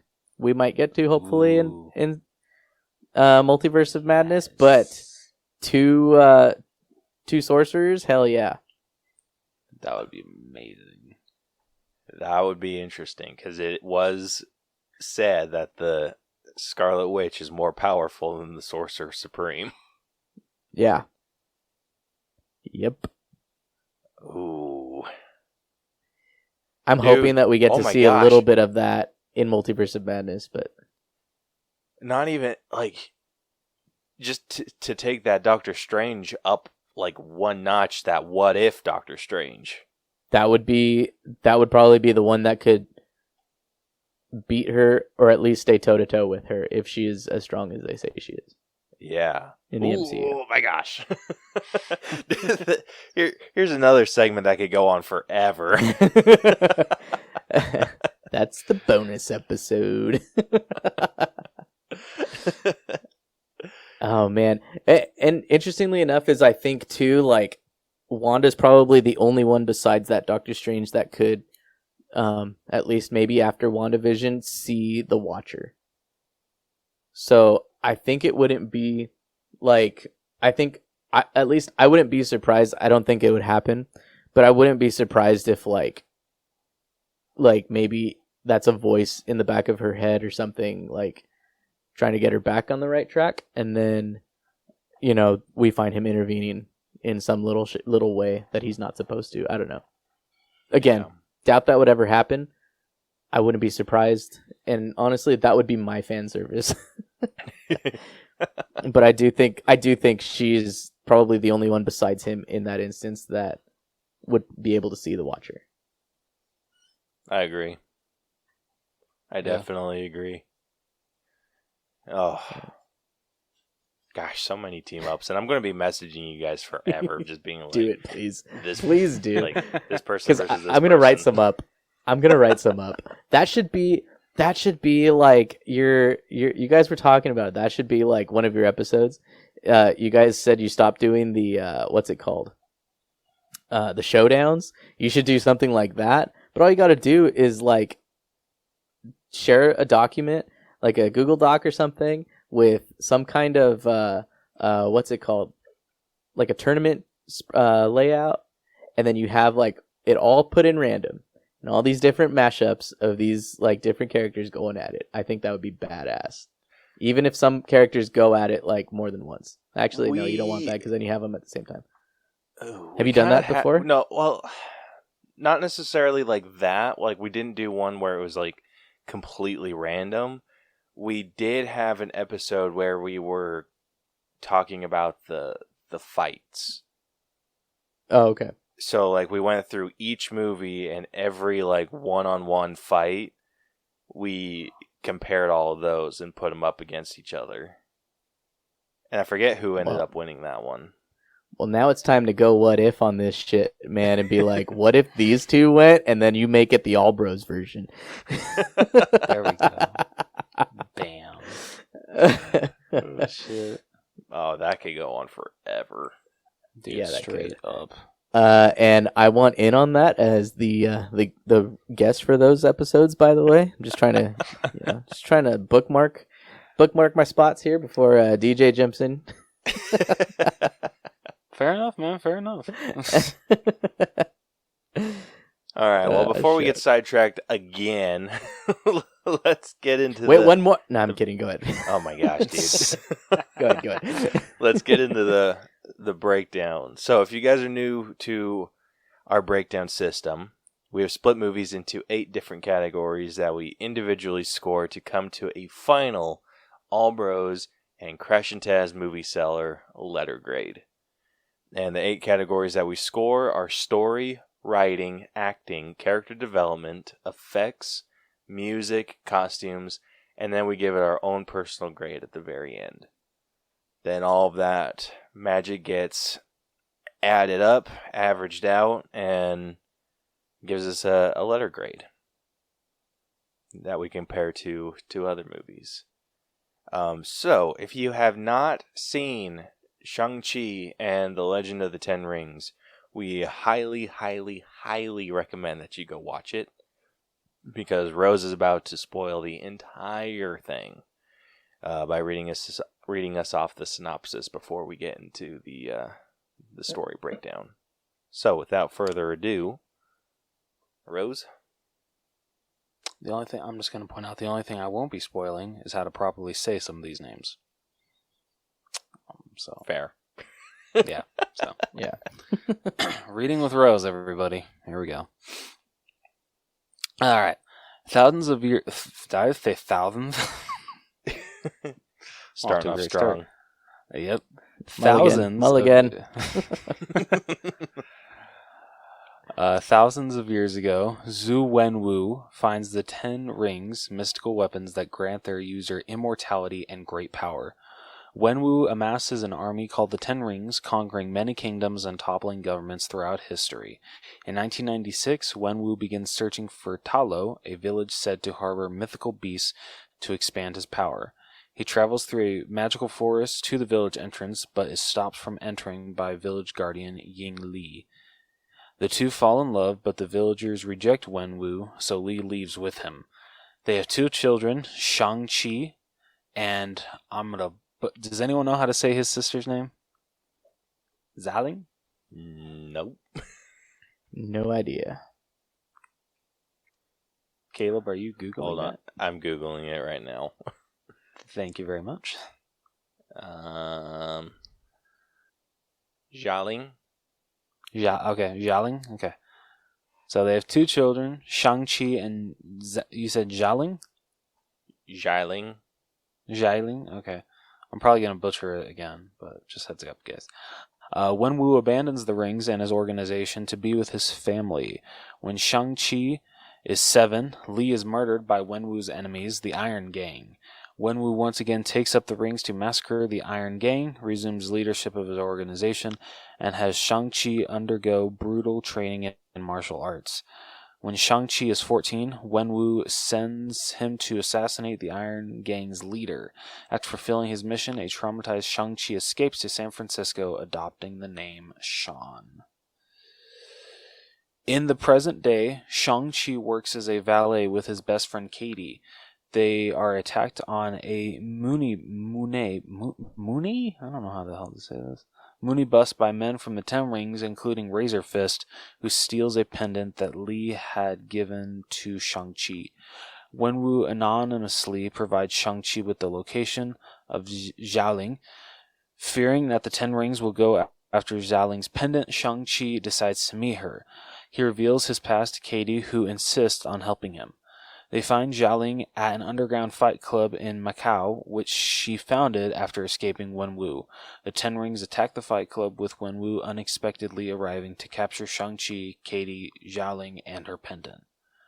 They are taken to the Ten Rings compound, where Wenwu uses the pendants to create a map to return to Talo. Wenwu reveals he had heard Li calling to him, saying that she has been held captive in Talo behind a sealed gate. He declares that he will destroy the village if they do not free her. When his children and Katie object, he imprisons them. The 3 meet former actor Trevor Slattery, whom the Ten Rings imprisoned for impersonating Wenwu, and his Hundun companion Morris, who proposes to guide them to Talo.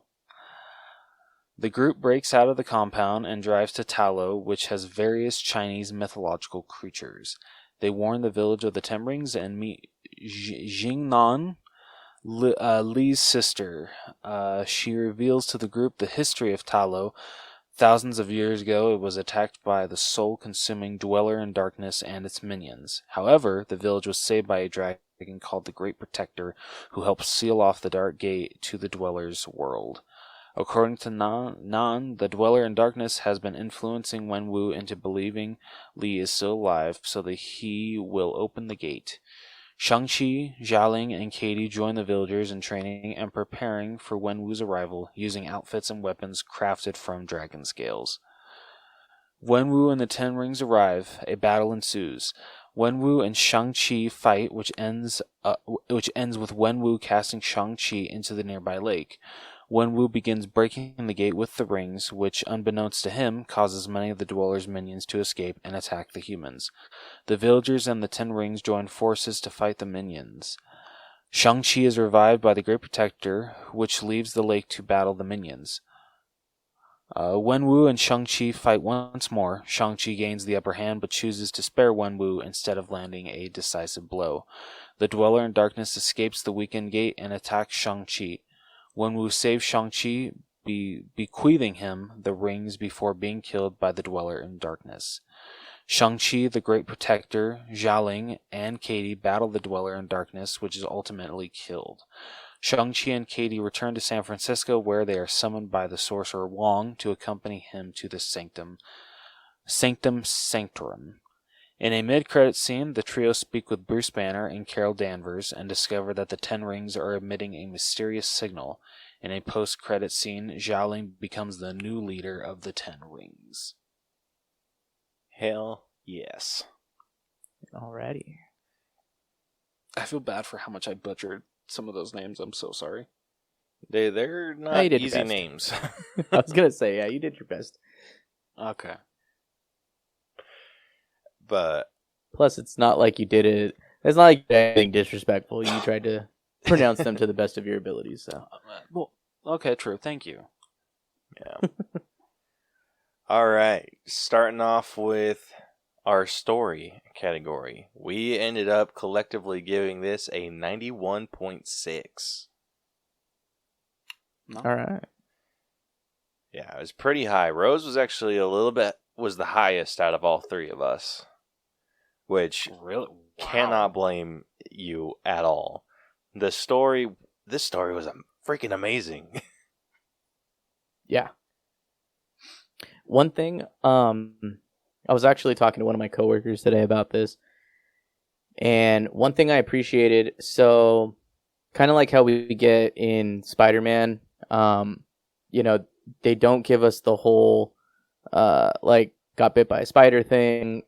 Like, they just trust that the audience knows what happened, and then they go from there.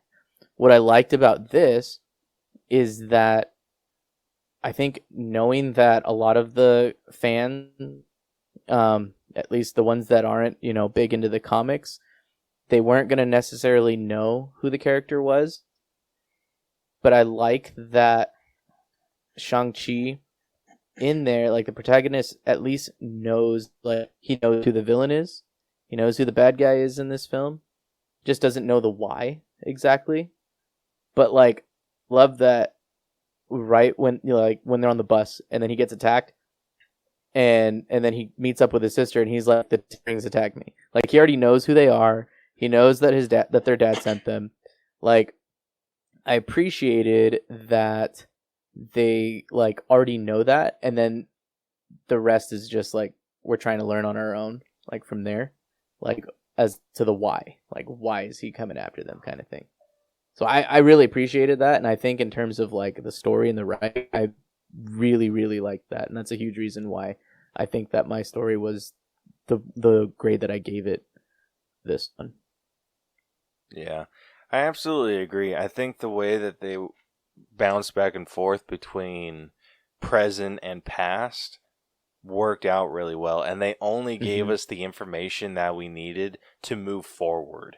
Like, it Right. feels like they wrote the story from, like, the introduction, like when we meet adult Shang-Chi for the first time to the end, and then they're like, okay, from here to here, you need to know this info. From here to here, you need to know this info, and then they just took a little clip and whatnot and threw it in, and, like, I love that kind of storytelling where they're like, all right, now you're ready for some more info. And even though there was some aspects that I feel were on the predictable side, like, shit, I had his name pulled up. Wenwu, like, sacrificing himself for Shang-Chi, like, I think even though those moments were on the predictable side, and I'm trying to think. Oh, the move, or like I don't even know what you want. The technique that Shang-Chi uses to basically do what his mother did to face his father. Like, you knew that was going to come into play. and all that, but it worked out so well, and it felt very satisfying when that stuff did happen, and it wasn't just kind of like out of nowhere. Yeah. It's something that, like I said, I think they did an amazing job with, like you said, I think throwing in some predictability. You know, it was something that, like, those were things like you can just tell that's going to happen, but it wasn't like in a bad or cheesy way that they did it. Not only that, but like I said, I just loved, and I can't praise them enough for this. Like, again, at the beginning, like him getting attacked and everything, you know, I just can't express enough how much I appreciated that he wasn't like, I don't know who these guys are. I don't know. You know what I mean? Like, I think that was a huge thing. Like, because I didn't know, like, I did a little bit of research on Shang-Chi before the movie. So it's nice to not just have more stuff just kind of sprung on you, or like to go in not knowing like anything. So that was kind of nice, because it's like when the protagonist doesn't know what the hell's going on, then sometimes you're like questioning what the hell you know, going in, especially with an MCU movie where, you know, they're known for, you know, just tweaking a few things. But also, not to get ahead of myself, but I do like the change of leadership in the Ten Rings at the end. I like the direction that the MCU is going, where they are making some changes with a lot of these well-known characters. They went over like who the Mandarin was. I thought that was cool. Like, I gasped. You know, I was like, oh, they're calling back. They're doing a callback. Oh yeah, you know, that was one thing that I thought was cool. Did their little explanation, and that was it. Like, they didn't, you know, it wasn't like they were disproving it. It was just one of those things like, that's a name that they gave me kind of thing. Like, you know, how he's talking about like, yeah, they used some actor and they were scared of an orange. And it's like, it's just a name. That's a name. And one of the many names they've given me, basically, is what he's saying in that whole dinner conversation. And then at the end, you have his daughter taking over. And I'm like, that's really cool. Again, I'm liking the direction that they're going with all that stuff, where they are making those kind of changes, you know, making Taskmaster a woman. I think that was freaking awesome, you know? So I think it'll be interesting. So now she's going to be the new Mandarin. And I feel like we're going to see that name pop up somewhere later, because that's going to stick to her. She's going to be like, you know, like, I don't know. I feel like she's going to use it just because he disproved of it so much. Yeah. That's, they did Sorry. so much. They did so much good things. Yeah. With the story, like, I'm pretty sure, if my research isn't like false, Shang-Chi in the comics has nothing to do with the Ten Rings, like, at all. The Ten Rings in the Mandarin is all Iron Man. Mm-hmm. Like, that's all Iron Man's villain, and I think it made sense in Iron Man 3 to kind of make that, because it was the Ten Rings that kidnapped Iron Man in the first place, and then and then they used it again in Iron Man 3, and so you're just like, oh, it is an Iron Man thing, but no, it was just during that time when Wu was living his best life. Yeah. And like was just like, oh, like, I don't really care. And then like he has that click, that change where he's just like, okay, now I need to reclaim the title like, I wish they would have like did one, because there's one name that or Shang-Chi's father in the comics, I think his name is Fu Manchu. Yeah, that got retcon. Yeah, so I think that would have been something to be like, oh, this is something else that they called me. Like, that would have been fun to, like, a little Easter egg to throw in. But is Fu Manchu racist? Is that why they didn't do it? I think that, but also I think that, but also because it would be more of like that's I think he fell into like DC territory or something like that. I'm trying to remember how that all wound up, but yeah, like Fu Manchu was the name of like his father, but then like what ended up happening is like for the comics, there were all these characters, basically like the writers themselves, like when they felt like they were just not being treated or not being compensated enough, when they left to different companies, they took their property was the characters that they created. It just so happened that Shang-Chi was somebody that stuck with Marvel had created, so that Shang-Chi wound up staying and got more like solo runs. But Fu Manchu, that character that got retconned, that he had a different name. It was one of his many aliases and stuff. But Fu Manchu, that character that they created way back when, wound up with a different company, and I think it was DC. I could be wrong, but that's kind of a small history on on how those characters came to be in the comics, or how it wound up with Marvel and whatnot. But yeah. Another really cool movie or story aspect that they included. I love how they incorporated the awkwardness of the family dynamic. Like when Shang-Chi finally comes back to the compound, and him and Xialing go back to the compound where his dad is. It isn't like they come out and then it's just like instant hate and they go to fight. They they share a moment, they embrace, they hug, or they touch their heads together. I loved that. It's just I don't want to fight my dad. He's not a bad person. He went about this a super messed up way. You sent these guys to freaking bushwhack me, but still not necessarily. There wasn't any there was still love there, I think is what I'm trying to get at.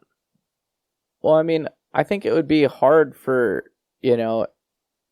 any child, whether they had a good or bad relationship with their parents, to not acknowledge this is still my parent, this is still my dad.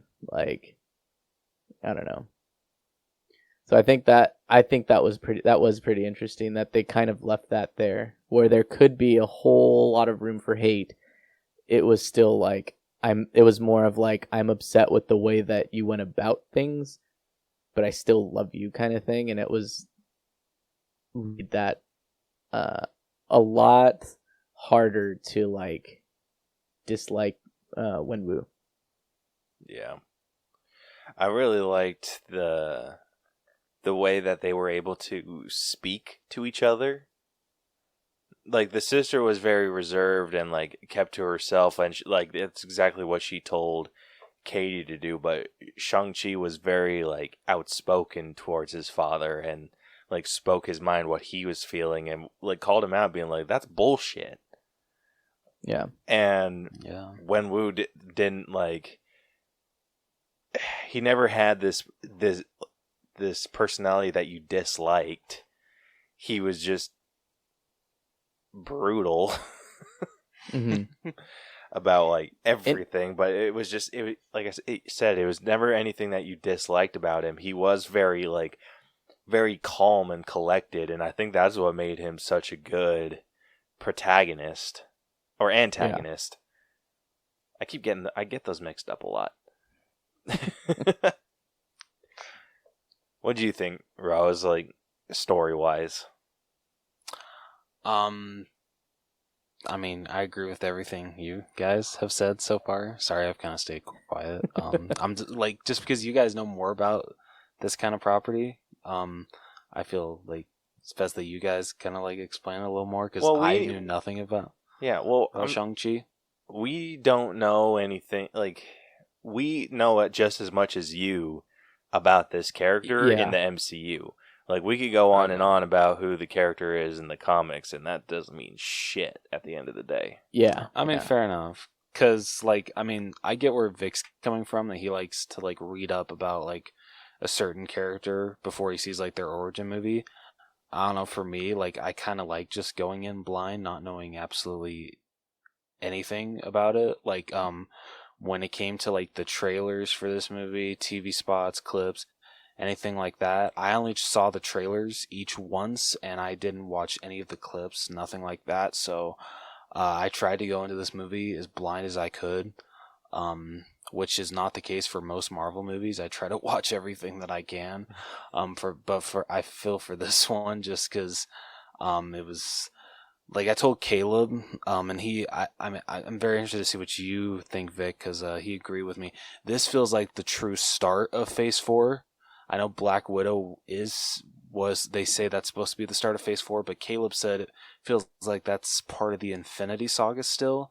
This feels like the true next beginning of the MCU. No, I agree with that.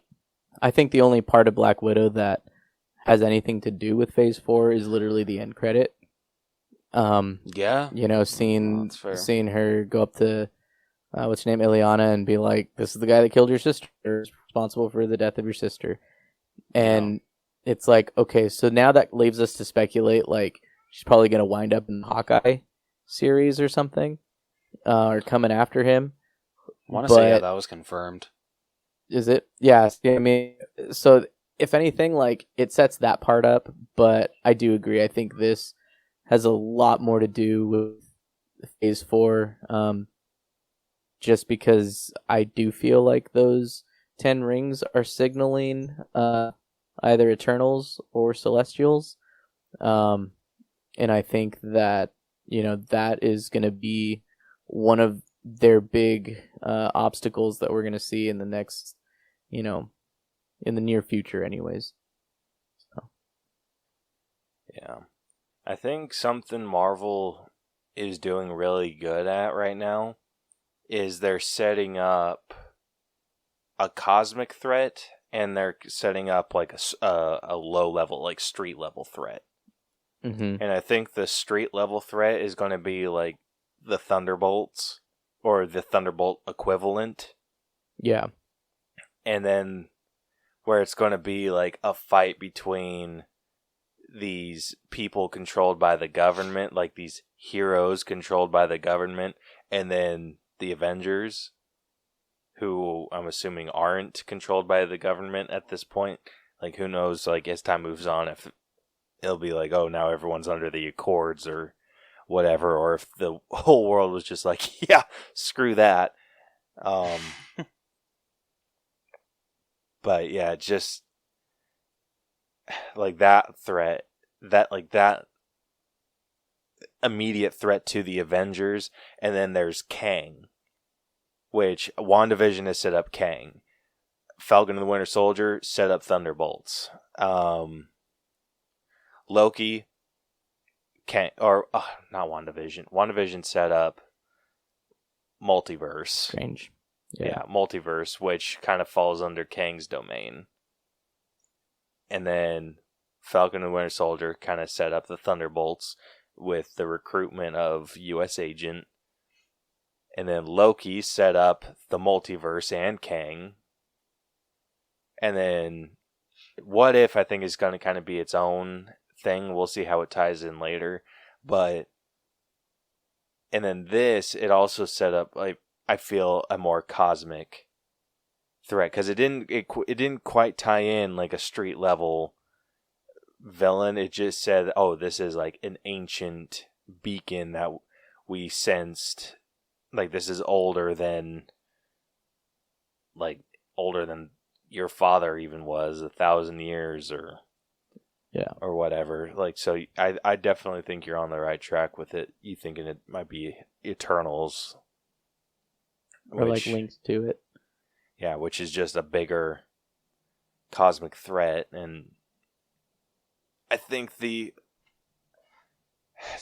things that they set up, like the MCU is really good at setting up these these little things, and then Black Widow setting up the new Black Widow with Yelena. I think we have these two big bads that are being set up instead of like the one where we knew from like the beginning, starting with the Avengers, that the big bad was going to be Thanos, and he was like the one that everything was leading to. So I think with this one, it seems like there's two that they're leading up to, which feels amazing. Yeah, should be good. Yeah. I feel like I explained that like way too long. Oh, but that makes sense. I mean, you're passionate, man. I think it makes sense though. Like, you have all these characters that, they are.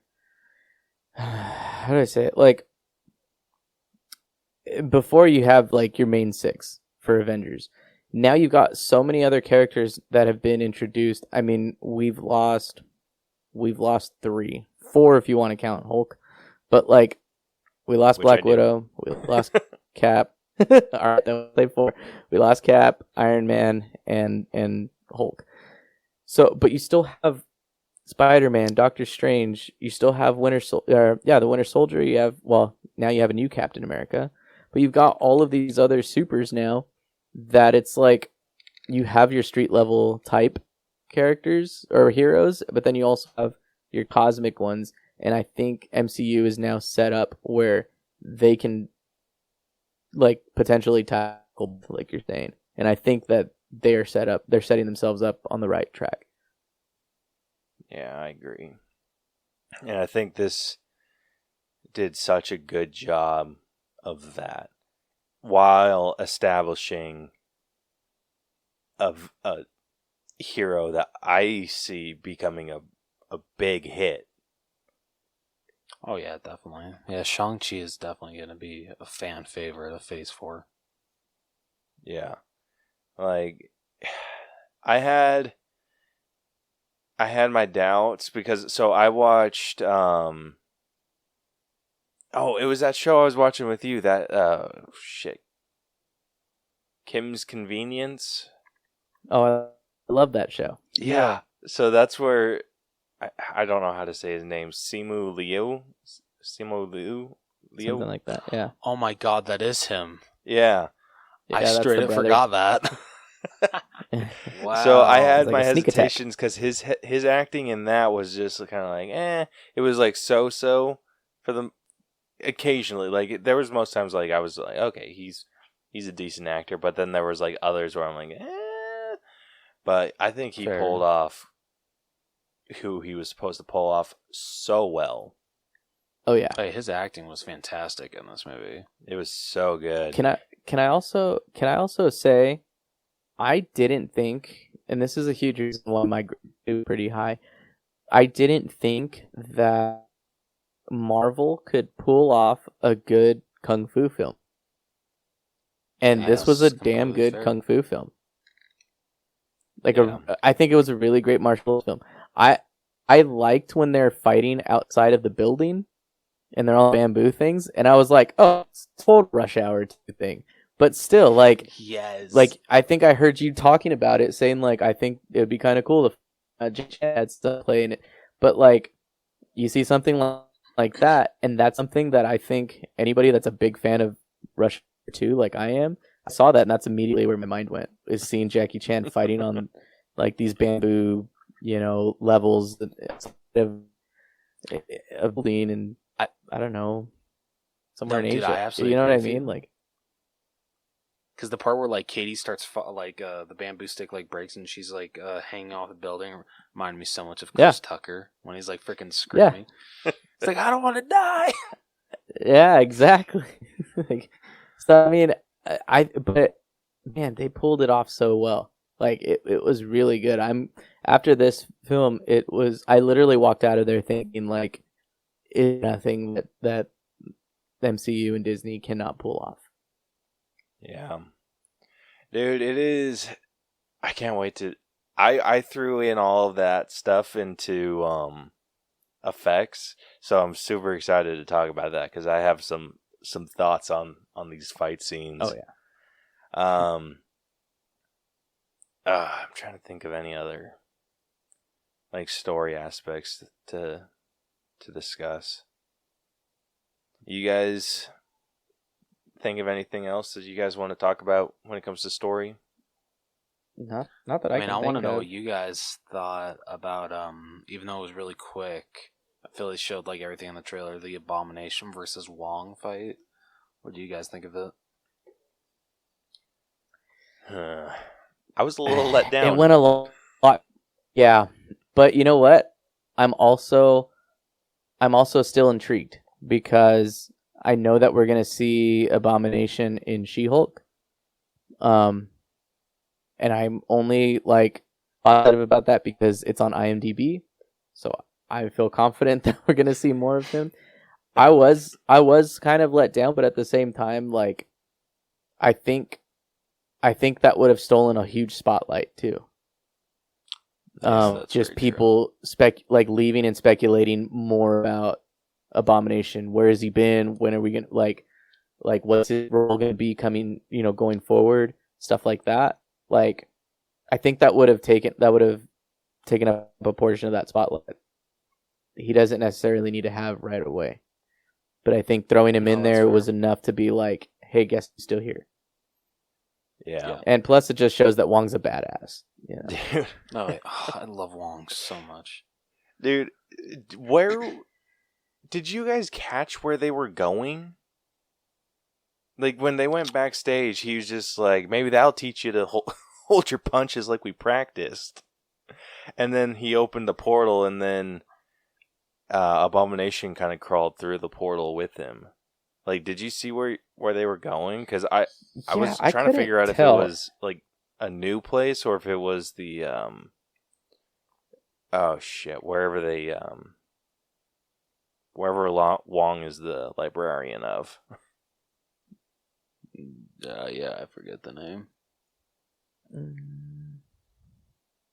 I don't know, but yeah, I couldn't tell. I thought like I was gonna see him like pulling him out of a cell or something. Like maybe he's just like I don't know, like he's pulling him out of like a prison cell or something like that to just freaking get him to freaking do some fights and earn some cash, or I don't know.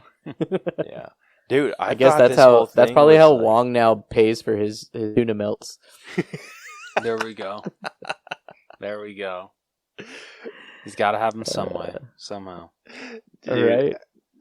I honestly thought, like, at the beginning that I'm like, oh my gosh, they're like these caged heroes or they cage these super beings to fight in this arena. And, like, they're prisoners and all. Like, I thought this was basically Sakaar all over again. And then when Wong opens the portal and walks through and no one freaking bats an eye, I'm like, oh, this is just like a straight up fight club that Wong is a part of. So, what it is. So since we're talking about straight up fight clubs and stuff, I'm doing my own little research right now on a lot of the choreography for the fights. I know we're kind of I know you said that's more like you had that in like the special effects stuff, but just because I don't want to forget this, Andy Cheng is who helped choreograph a lot of the fight scenes in this film. So get this, he is known for his work on Rush Hour 2, Shanghai Noon, and Rush Hour. So, some bitch. Look at that. Awesome. So, I mean, I'm not surprised now. I love how, some, artists and professionals have a signature, like they kind of leave their signature somewhere in some way. And I feel like that was probably his way, because that was freaking awesome. And how easily, like, my mind went straight there. So I think that was intention somewhere. So cool. Andy Cheng, good on you, man. Yeah, super good. Oh. All right, moving on over to writing. We ended up giving this one a little bit higher than the story. We gave this a 92.3. Okay. Not bad. Yeah, not bad at all. I really appreciate it. Like, I include the way that they told the story and the way that they wrote it, and I'm only assuming it felt like they, like I said earlier, the way that they wrote this is that they wrote the main story following Shang-Chi from where he's like the Shang-Chi that we know he's going to be instead of like the child, and then they throw in like the aspects of his backstory that we need to know. And I think that was just super well done and gave us just enough info for things to impact us. Like how they gave us the story of how his mom died, and he like basically he was like a witness to that. And then his father, or his, yeah, Wenwu throws in his face like, you just sat there and watched her die. And like we needed that to know, like we needed that backstory before to know how big of an impact that was going to be. And I appreciate And I love that they held on to that. I love that they held on to that. It wasn't right away that you learned that. And even after they show it, it's not immediately after they show that flashback that that Wenwu is like, you know, he tells him that or throws that in his face. So I love that they held to that, because then it's like you see like some of the pain that the dad is also feeling, and it's like, again, gets you to like really feel for him and his character, and not like, oh, he's not just some evil dude trying to take over the world or whatever. You know, they show that human side of him, and I freaking love that. Yeah, I think that was what was perfect about Wenwu as the antagonist in general. The way that they were able to just humanize him, because he gave up the life of being like an overlord of everything. Like he gave all that up for love. Like he took his rings off, the things that give him immortal life, and he's just like, yeah, I don't need it.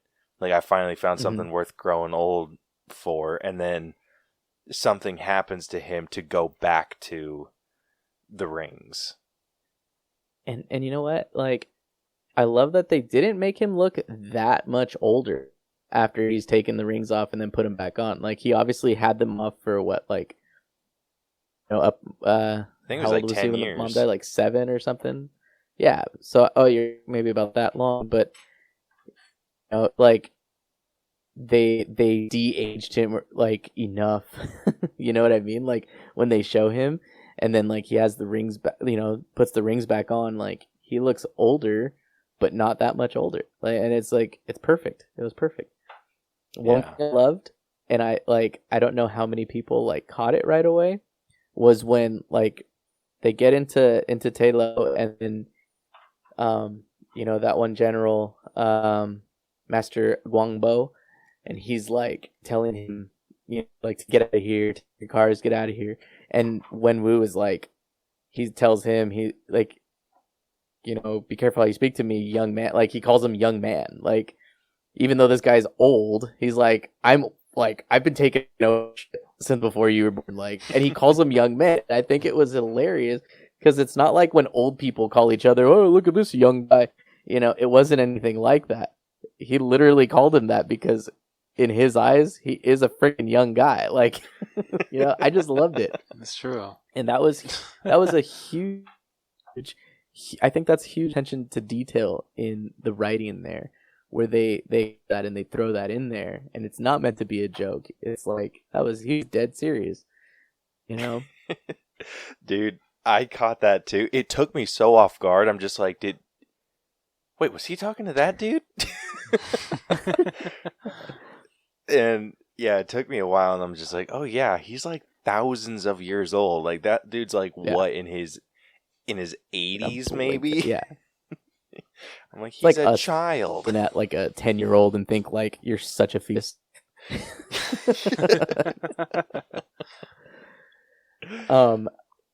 Another thing I like Disney's done really well with, and you see them do this with like Black Panther 2, where really Disney's got the money to do this. They got people that can kind of give them a good crash course on, like in Black Panther, African culture and stuff. I'm sure they did something similar with Shang-Chi and doing something like that. And I think that's a huge thing too, like seeing the daughter, the sister, act when they do get taken back to the compound and she's not really talking. I think a lot of it too, I don't know, I've never grown up in an Asian household, but what I understand, like if they are being as like old fashioned as possible, it would make sense that she's not really talking as much, and I like those little those little details that they throw in. Just huge. To me, it's huge. So the writing, like, I think that has to do a lot with a lot of the interaction that those two characters have with each two. Yeah, I noticed that too with her. Like, I loved everything that they did with the sister. Yeah. I loved her line about like, my dad built and led an empire, like why couldn't I build like mine? Yeah. Like, and once he's gone, at the end, you see her kind of like, this is it. Like now she's kind of taken over. So I like I said, I love how they are changing up those dynamics, and they're putting her in that role, and I wouldn't be surprised to see her take on the name Mandarin. I would love that. Or just, obviously so she's cool. now the new leader of the Ten Rings, so it's going to be pretty interesting. Yeah, dude, and her empire is going to be huge because she has the 10 rings plus whatever the hell she was doing. Yeah. Like, that's going to be wild. Oh, dude, and one thing that I really appreciated with the writing is how they kind of opened and closed the relationship with Shang-Chi and Katie the same. Like, just showed how close they were at the beginning when they were on that basically double date. And then they close it off with a double date. Yeah. Like, I freaking love that they were just like talking over their adventure. Like, they weren't holding anything back. They're like, oh, we need to keep this secret to protect the ones we love. They're just like, no, they're going like balls to the wall. Like, we're telling everyone. And the way that their friend was just like, okay, I'm sorry about what I said. Like, you guys don't need to make fun of me. Do you guys see it as a love interest at all, or do you think it's just going to stay strictly a friendship? Did you see any romantic interest in either of them? Not really. I don't know. Didn't, Yeah, I mean, didn't. the only time I really saw one was like, and I think it probably was just as like a joke, when Shang-Chi like first enters the arena and he's shirtless, and like she kind of does like a second look, like, oh, I've never seen you in this way. You're kind of, I'm kind of digging it, but just like as like a, hey, my friend's kind of got it going on. I don't think she really saw it as like, damn, I'm attracted to you now. If it does develop anything, it'll be like in any upcoming Shang-Chi films, if they do any more. I think it kind of awesome in both, but yeah, I don't know. I didn't really see it as much, but I mean, I would prefer it if they just kept it strictly friendship, because I feel you hardly see that in superhero movies now, that the main character doesn't have. They always have a love interest, no matter what. So I would love to see one that it's just strictly a friendship. Love to see that. Yeah. The way that I viewed it when he came out without a shirt was that she's never seen him without a shirt and just kind of surprised by his physique. And then, cause Especially thinking like he can't fight. yeah, exactly. And then she's just like, "Where's your shirt?"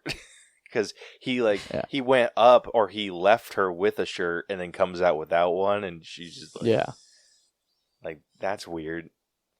But I do hope that they keep it platonic, at least for a little while. Like, I'm glad that they kept it the way that it was, because it is like I mean, I wouldn't know, but I do think that the way that they handled it, where they were on a double date, but it isn't a romantic interest in any way. Yeah. I think that I really appreciated that. Like, I thought, like, oh, that seems like a doable thing. Like, if a guy and a girl were like good platonic friends that weren't in a relationship with anyone, like, it kind of does stand to reason that they would go on double dates with their friends that are in a relationship. Yeah. No, I think they could definitely pull that off, like leaving that the way it is, you know? Sorry, it looked like Rose was going to say something.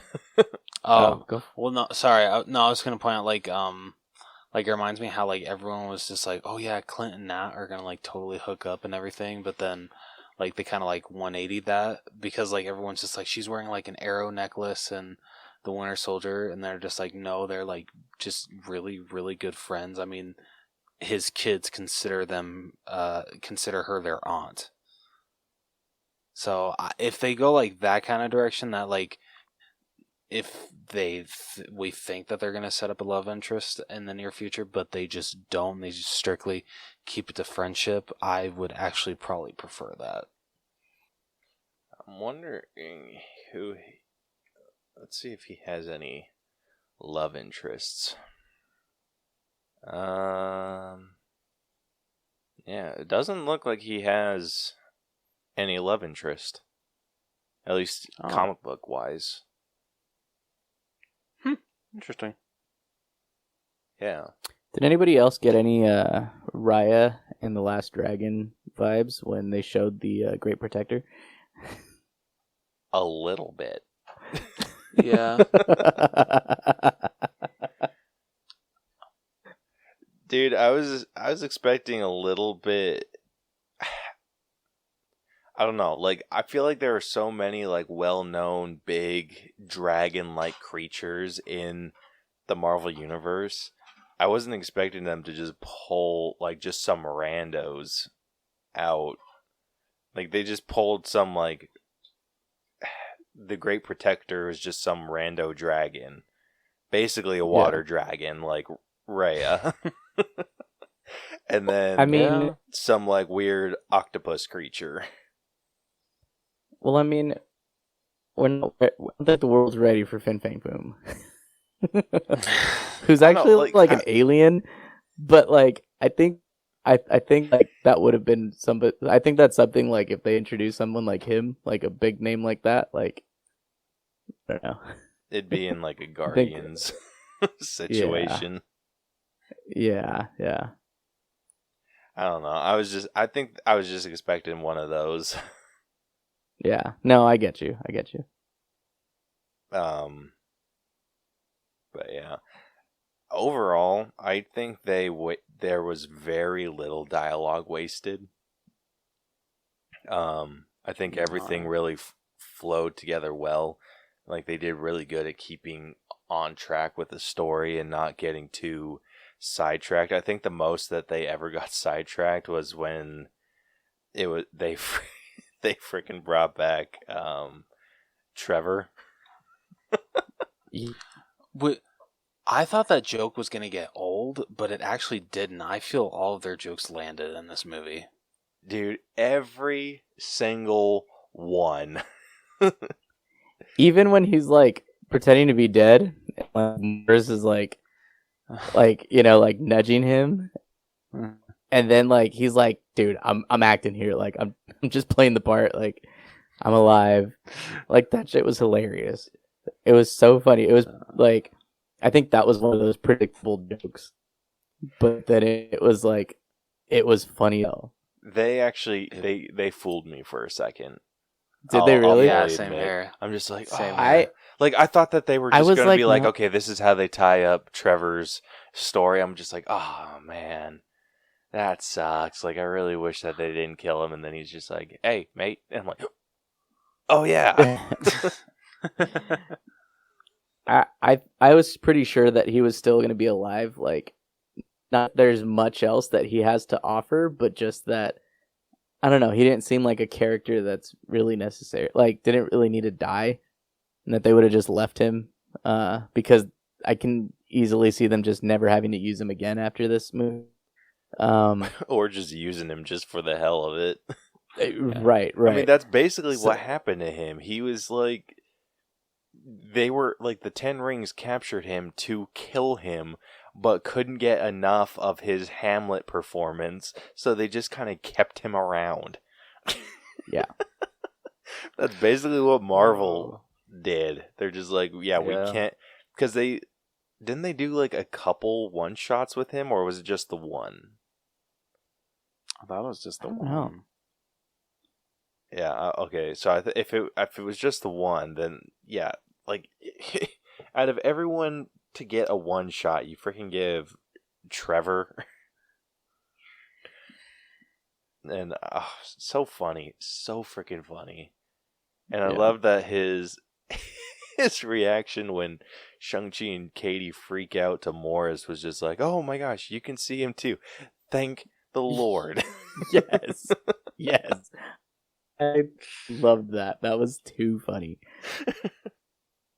Because who else wouldn't be like relieved that like somebody else could see this creature that would just otherwise not even exist? That's so true. Dude, I loved that stuff, and I really liked how quickly they were able to change the vibe of the movie. Like, they would go from very comedic to very like tense to very just like action packed, and just get you all excited to like emotional. Like, because I was like a super big conflict of those feelings with the fight between Shang-Chi and Wenwu when he goes to like protect him, but then it does like all those flashbacks of him like through the years, like going all the way back to him as a baby. I'm just like, oh. Like, you jump in front of that beast for your son.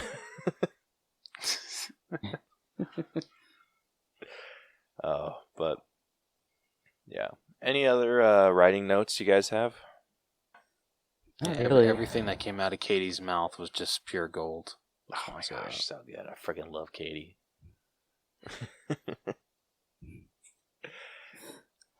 All right, let's move on. Speaking of Katie, we can move on to acting, which actually scored slightly higher than writing. We were sitting at a 92.6. So I think the main people that we can talk about was Simu Liu, who played Shang-Chi, Tony Leung, who played Zhu Wenwu, Awkwafina, who played Katie, and then Menger Zhang, who played Xialing. I think those were the main. I mostly based ones. my acting off the first three. I mean, the sister did have a lot to do, but I don't know. She didn't like have a lot to say, and I'm not saying that's a bad thing. Right. It's just you can definitely tell up until the end she was definitely kind of like pushed to the side a little bit. Yeah, and I think they might have done that because of the final shot where they said the 10 rings will return.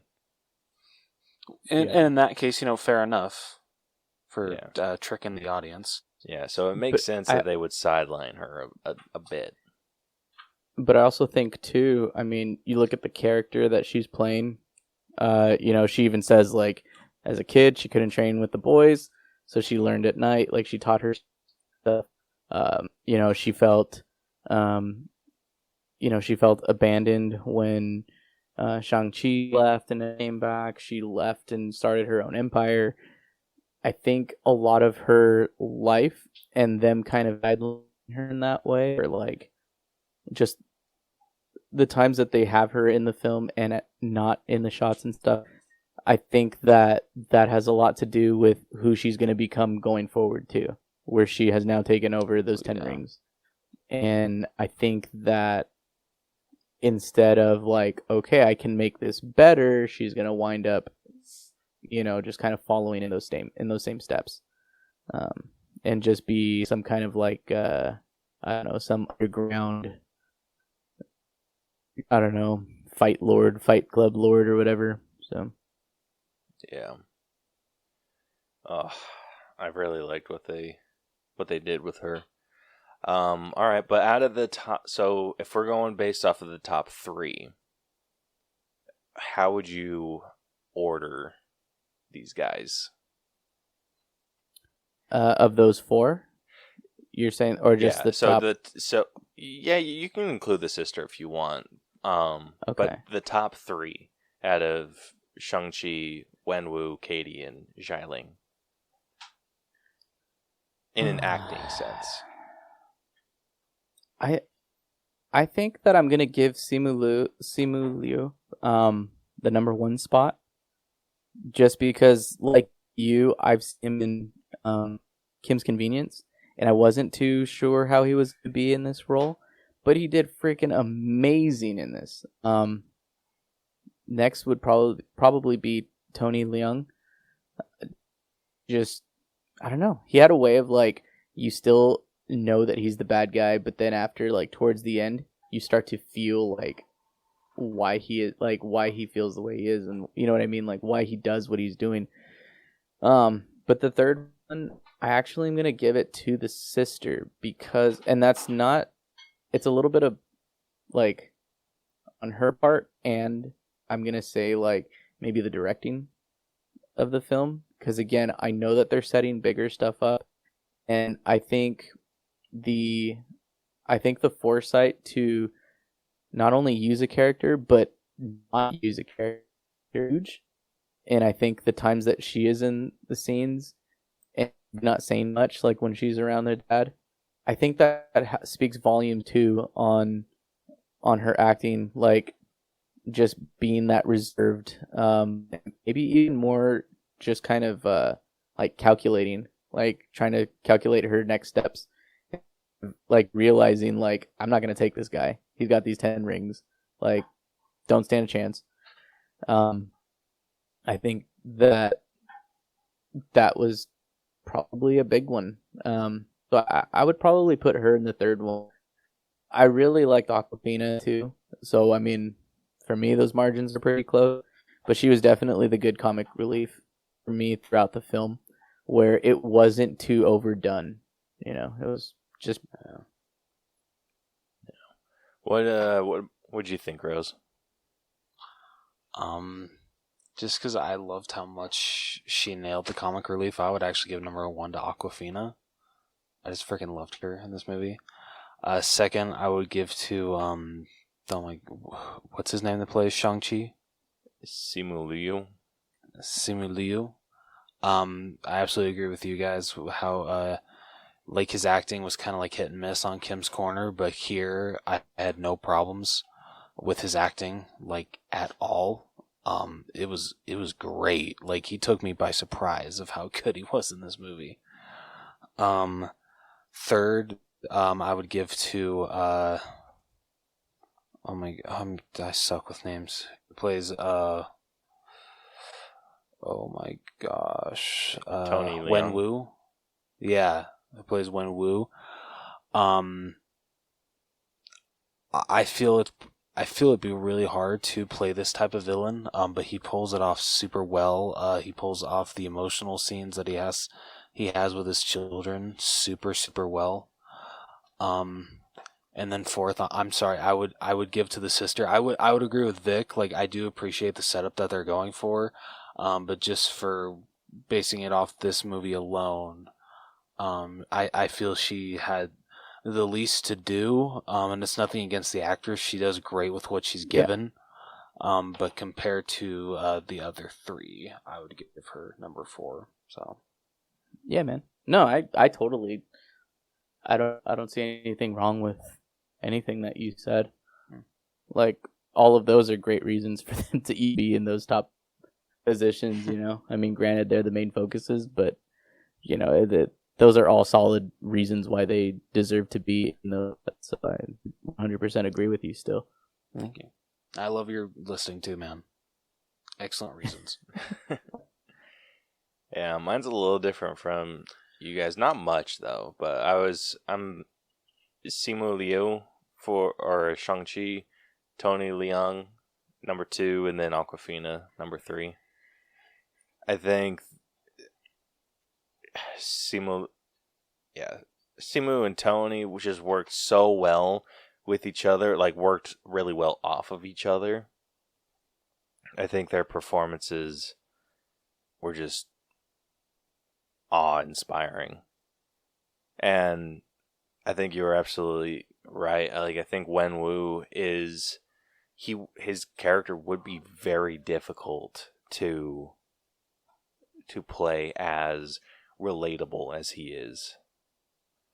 Because, like, you understand, like, initially it's just like, oh, he's after power, but then he gets kind of bored with how much power he has and is looking for something new. But he thinks he's searching for this new realm, but instead he finds love, gives it up, and then just goes back to his just absolutely brutal ways. Which the scene where he goes and attacks those guys with the rings, like when he first puts them back on, holy shit. Yeah. It's pretty brutal. Dude, I'll save it for effects. I was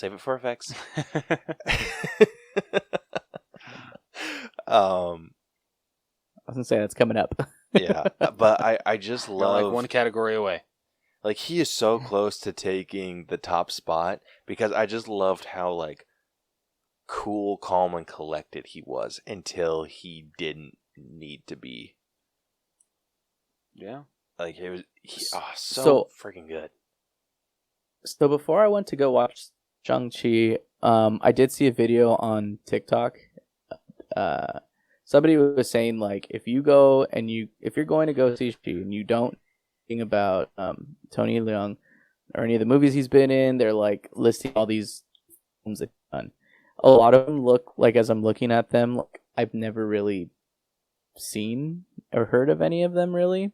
But a part of me wants to watch some of these just because, like, I mean, I know some of them are probably to be, with subtitles. But I would love to see his acting. Like, after seeing what he could pull off with this film, like, I really want to see, like, some of his other work. Like, that's how well I think he did. Yeah, so, like, from what you can tell, is he more, like, acting roles, or is it more action? I'm not sure, because like I said, I've never heard of any of these movies. But I mean... looking at some of what he's known for, they have In the Mood for Love, which looks like it's definite that, like, all of these top 4 movies, they're all gonna be with what's it called? With subtitles. In the Mood for Love is one. Infernal Affairs. The Grandmaster, he plays Ip Man, which actually Ip Man is another great martial arts movie. And then 2046, I know what these are. Again, they like, I don't know if it's like Japanese films, or what the origin is, but they don't look like action with the exception of the Grandmaster. So, It would be. I'd be really interested to see like what the rest of his acting is like, because like I said, he just impressed me so much with this. So Yeah, he did a really good job. Everyone in this cast did Oh, an yeah. amazing job. Yeah. absolutely. So I think Outstanding. they definitely earned this 92.6. Moving on over to character development, we were a little bit lower. We were at 89.6. So I'm assuming you guys went off of Shang-Chi's? Yeah. I went off Katie's. I'm just kidding. Bullshit. Dude, What? she was shooting straighter than Hawkeye at the end of that movie. So I am gonna agree. straight up. I'll even admit that. Like, holy shit. I like to see Hawkeye make that shot. Right. Shit. We'll bring in Yeah, I Jeremy went off Renner of for Shang-Chi. Shang-Chi too. We'll put this to the test. We'll put this to the test. Yeah, so I think at least with Shang-Chi, like his arc was really, really good.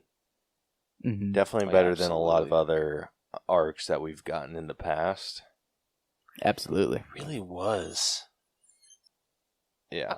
Like definitely looking over at Incredible Hulk. Cap. Oh, yeah. Cap. Damn. No, screw you, Victor. Already throwing the shade. I thought that's what he dreamed to. I thought I couldn't tell. Yeah, you want to know some bullshit? I had a feeling that's why I Vic was listened to laughing. your first Avenger That review, is and you exactly started right. praising Captain America. You dick. In the first wait, now hold on. That was post again. That was after I saw Falcon and the Winter Soldier, and then I developed a real like huge appreciation for Captain America when I saw freaking Walker walking out with that freaking shield. I was like, not my Cap. That is not my Cap. While the rest of the world is divided, or the rest of this nation is divided, and like, during the election and stuff, and they're like, not my president, not my here I am saying not my Captain America. So like I felt for it. I was like, that's not Captain America. That's not who should be holding the shield. So Damn yeah, right. I did praise him, but we're not gonna get into that. Yeah, for those of you that are confused, go listen to our Avengers Endgame Part 2 episode. Big freaking screwed Cap over. And screwed our Caleb I'm just rating saying. system over, too. Hey man. I'm just saying. I didn't see much Cap. Oh, my gosh. Anyways, Oh, shit. Getting back Captain America's to not in this film. Shang-Chi. I feel like he does a lot of growing in this. And most of it's pretty good. Some of it, I think, they could have addressed a bit better. But, so he starts off, at least from where we see him, he starts off as someone that's kind of not living up to the fullest potential. He's... What service is that? Is that... He's a valet parker. Valet Parker. A valet driver. Yeah. That's right. That, Yeah, so that he was works- a good psych out that they did. Like, it's so simple, and like you probably could have seen it coming from a mile away. I mean, I didn't. They got me. But that was pretty damn funny. Yeah, that was a really good little gag. I think I didn't think much of that part as being like not living up to his full potential because he's trying to lay low. Yeah. So, I mean, I guess I didn't see that part as him not living up to his full potential, but like, I mean, I guess the whole like going as like changing your name to Sean when your name is Shang, like that was kind of funny, but at the same time, was he's so- like, dude, I'm like 7 trying to think of an alias. I'm like, yeah, okay, like makes sense. Yeah. Or I guess not 7, but like 14 or whatever age he was. But like, still, like when you're that Yeah. young, you're just like, okay, what's like close to Shang-Chi? That's an American name. Sean. Bam. Right. No one will ever find me, not even my dad. Yeah, well, I don't think he was I don't think he was necessarily trying to come up with like a sneaky alias. I think he was just trying to come up with a alternate name, and he's just like Yeah. Sean. Spelled Saun or something like that, right? Like it was Yeah, totally different, but it was like On Not the IMDb way I've they ever have seen it it, though. Shaun. something like that. Okay. Like honestly, like I was thinking, like okay, at 15 years old, like I was just imagining that he spelled Sean Shan. Gonna be Shan. Wait, Shan, so Shan? Yeah, I know, but well, no, because I know the like most Asian cultures, they like how he says it. It's just Shang. So I was just thinking okay. Sean. Alright, fair. Shan, okay. I don't know, man. It's like the American, that's the white boy in me coming out. Shan? Shan? Yeah. Anyway, getting back into his character development.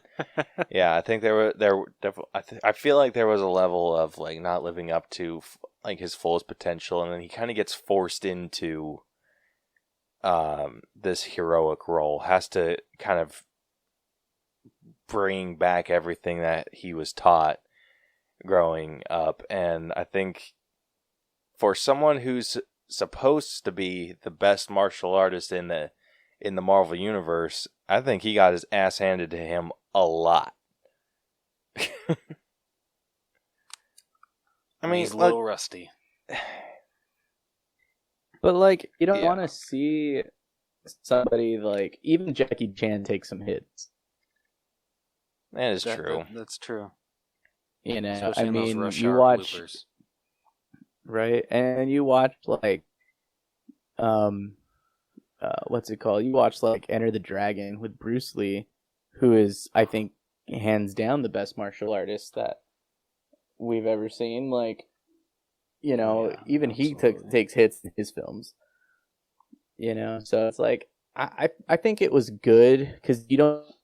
Again, the beauty of Marvel is being able to relate to the character, and you don't want somebody that's like he's nigh untouchable. You know what I mean? Like even John Wick takes some hits. Like you need the protagonist to still like get hit a few times, and then show how they come back from that stuff. Like Okay. just I can give some I don't know. forgiveness Just- points for that. that's just coming from like having practice disciplines and stuff in my lifetime. Like I know that it's gonna come. I mean, you have people. I mean, he's fighting other people that it's not like they're just any, you know, just some what's it called, henchman that was just pulled off the street. Like they were trained, like highly trained and stuff too. So maybe it's not given the attention he got, but still. Dude, while I'm thinking about it, were they in California? Yeah, they're in San Francisco at the beginning. They were in San Francisco? That's what I thought. Wasn't the dude that was trying to live stream the fight on the bus? Wasn't he from Spider-Man? Best. I think so. He looked familiar, and I loved how he's like watching them fight, and he's like, you know, yeah, I used to do some karate back in my youth, so I'm gonna do some grading on here, and it's like he clearly has never done karate, like, or if he has, it's like been literal decades, and it's like, dude, what the hell? I was dying, dude, like laughing my freaking Wasn't there? ass off. Dude, I loved how like I can't chill remember he how was. the line went.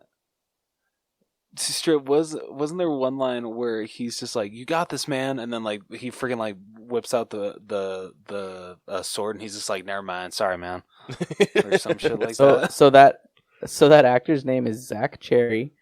Yeah, wasn't he in Homecoming? He's in that ever watch the Netflix show You? Yes, I do remember So him from he's that show. Yeah, so he's the guy that works in the bookstore with him at the beginning. Okay. Was he Um, in Homecoming? I'm trying to. I'm looking for that one right now. Yeah, he was in Homecoming. He's a Okay. street vendor Yeah, in that one. he was the one that's like, "Hey, Spider-Man, do a flip." Yeah. That's what I remember So, him from. But yeah, I'm so glad that he was in it again. Like so funny. So funny. Being like, I'm gonna live react to this bus and fight.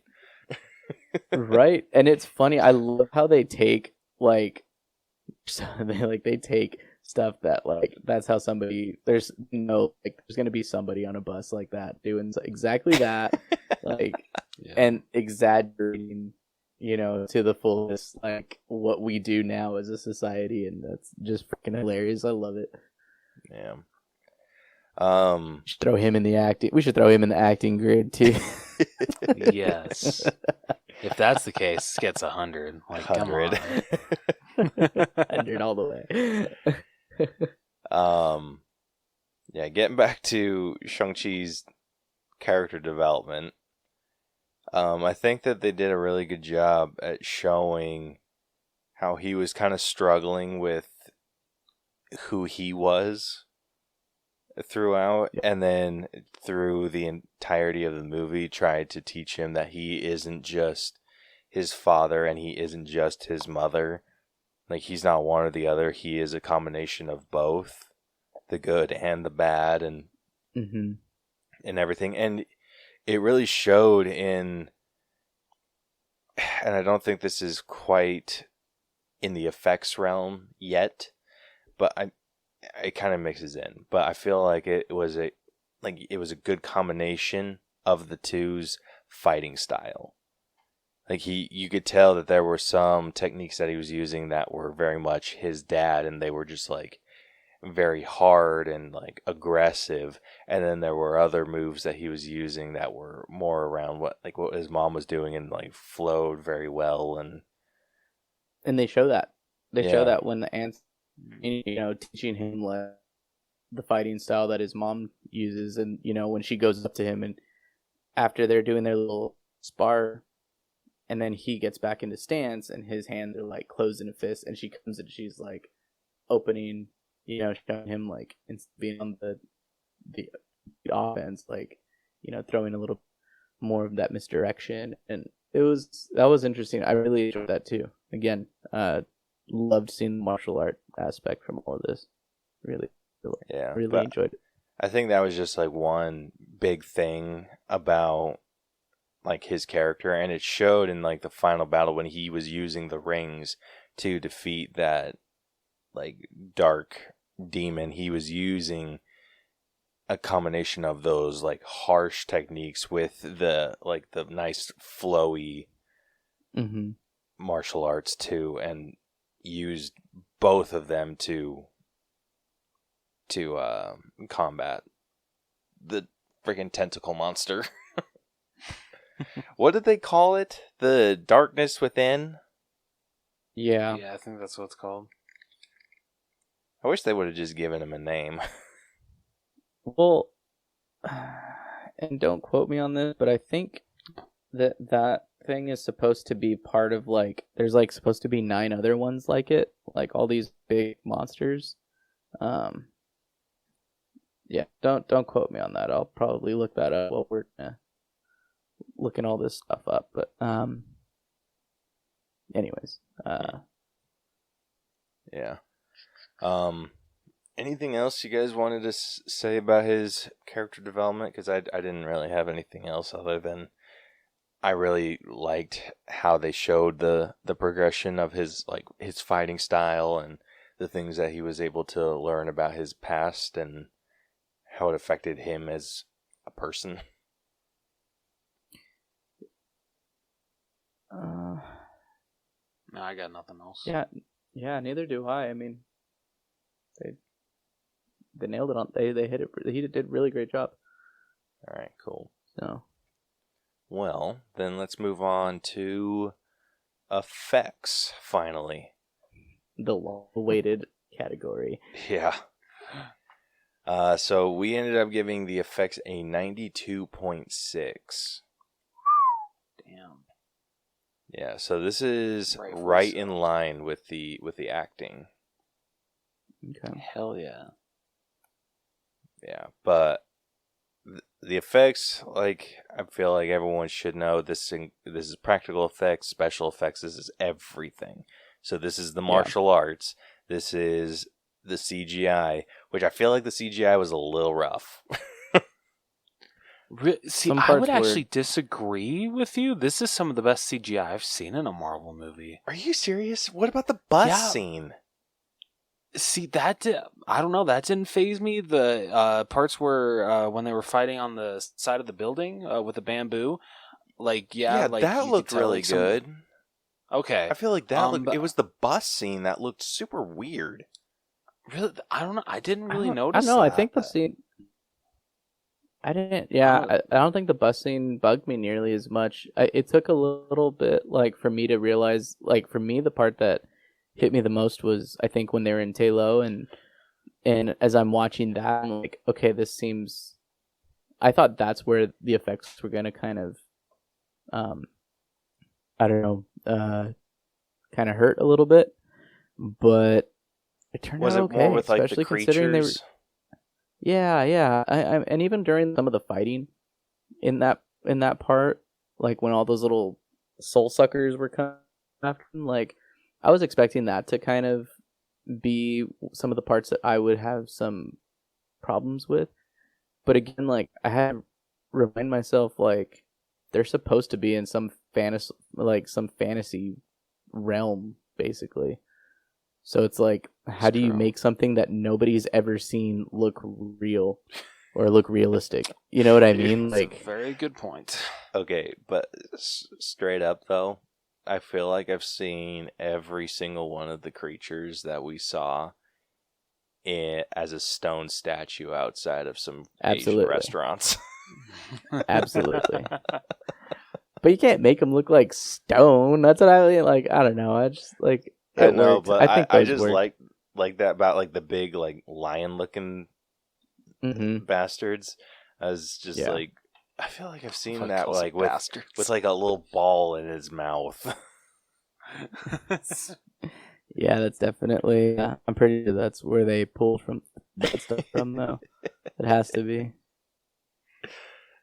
But I thought that was hilarious, so I was like, okay.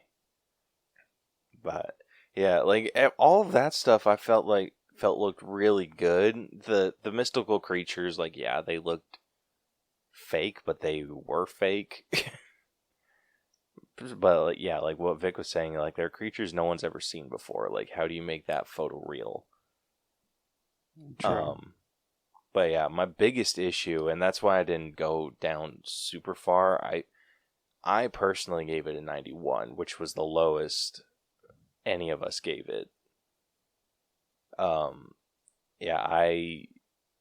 The only reason I went down that low was because of the bus scene, and it was just like weird stuff, like when the bus like was jumping that hill. I was just like, okay, that looks a little fake. I don't know. Maybe I'll have to watch it again. I mean, I was planning to see this movie again in theaters anyway. Yeah. But I'll have to pay closer attention then to that scene. Yeah, I want to go see it in IMAX. I didn't see it in IMAX the first time, and Yeah, I didn't see it in XD either because I got forced into closing because my closer called out, so I wasn't able to make the last XD showing. So what damn a it, bitch. I know. Yeah, but Yeah, I definitely want to watch it again. I think it'll be good a second time around too. So yeah. But getting into the martial arts, like this was an action-packed movie. oh yeah, Like they started off So good. strong with the freaking bus And scene. it's- Like that was like so early into the movie. Like, yeah, that wasn't even 20 minutes, right? Yeah, it was like first maybe 15. Yeah. Like it was insane how close, like how short of a time that that was in. Yeah, and I think like a huge. I mean, I would like to at least take the time to, just appreciate Andy Cheng and his work. Choreographing a lot of that. Being the fighting coordinator and everything, and that like, I just think that that work and attention that went into that just was freaking awesome. It definitely helped make that movie just as amazing as it was. Yeah. Favorite fight scene? Damn. Rose? I'd probably go with the one on the side of the building. The bamboo. That was just so freaking cool to me. Actually, I would have liked to see this one go longer, but mine was when it's Shang-Chi and that masked dude that trained him. Ooh, that one was a good one too. That's a good one. That one went pretty. Like, I wish it would have gone longer. Yeah. My personal favorite wasn't technically a fight. It was the one where he was sparring with his God, aunt. it's Wong an abomination. Do what? Okay. I said, I swear to God, it's a Wong an abomination. No, it was the sparring session with his aunt. Yeah. Like, I thought that looked just beautiful. Like, it was bordering on like a dance. Dude, whenever they glided their like foot across the ground in a circle, I'm like, oh, shit's about to go down. It's gonna look so cool. Yeah, dude. Speaking of that, his mom freaking wrecked. Like, you see how many freaking dead people were around? Oh yeah. I'd be like, ugh.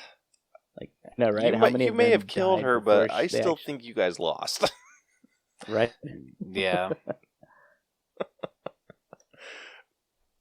Like when I saw that, I was just like, oh damn. Like, I would have been more impressed than sad in that moment. I'd be like, holy shit. But yeah, so I think their use of martial arts was incredible, and I think Marvel had to stop themselves like early on from doing too many cuts, because I feel as time went on they did less and less cuts, but like early on I think there was like quite a bit, especially in the bus, and then as it went on, it was just less and less and less and less. And then we get to like the final fight between Shang-Chi and Wenwu, and oh, so good. Like, that final fight was just chef's kiss. Yeah, absolutely agree. All right. Any other the notes on effects?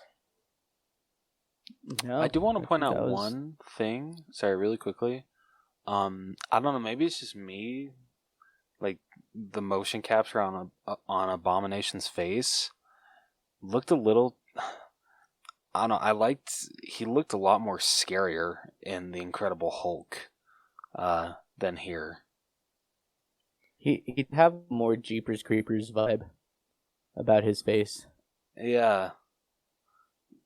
Yeah, I think. I don't know if either of you have seen that movie, but I I have. gotta think too. We haven't seen Abomination since 2008.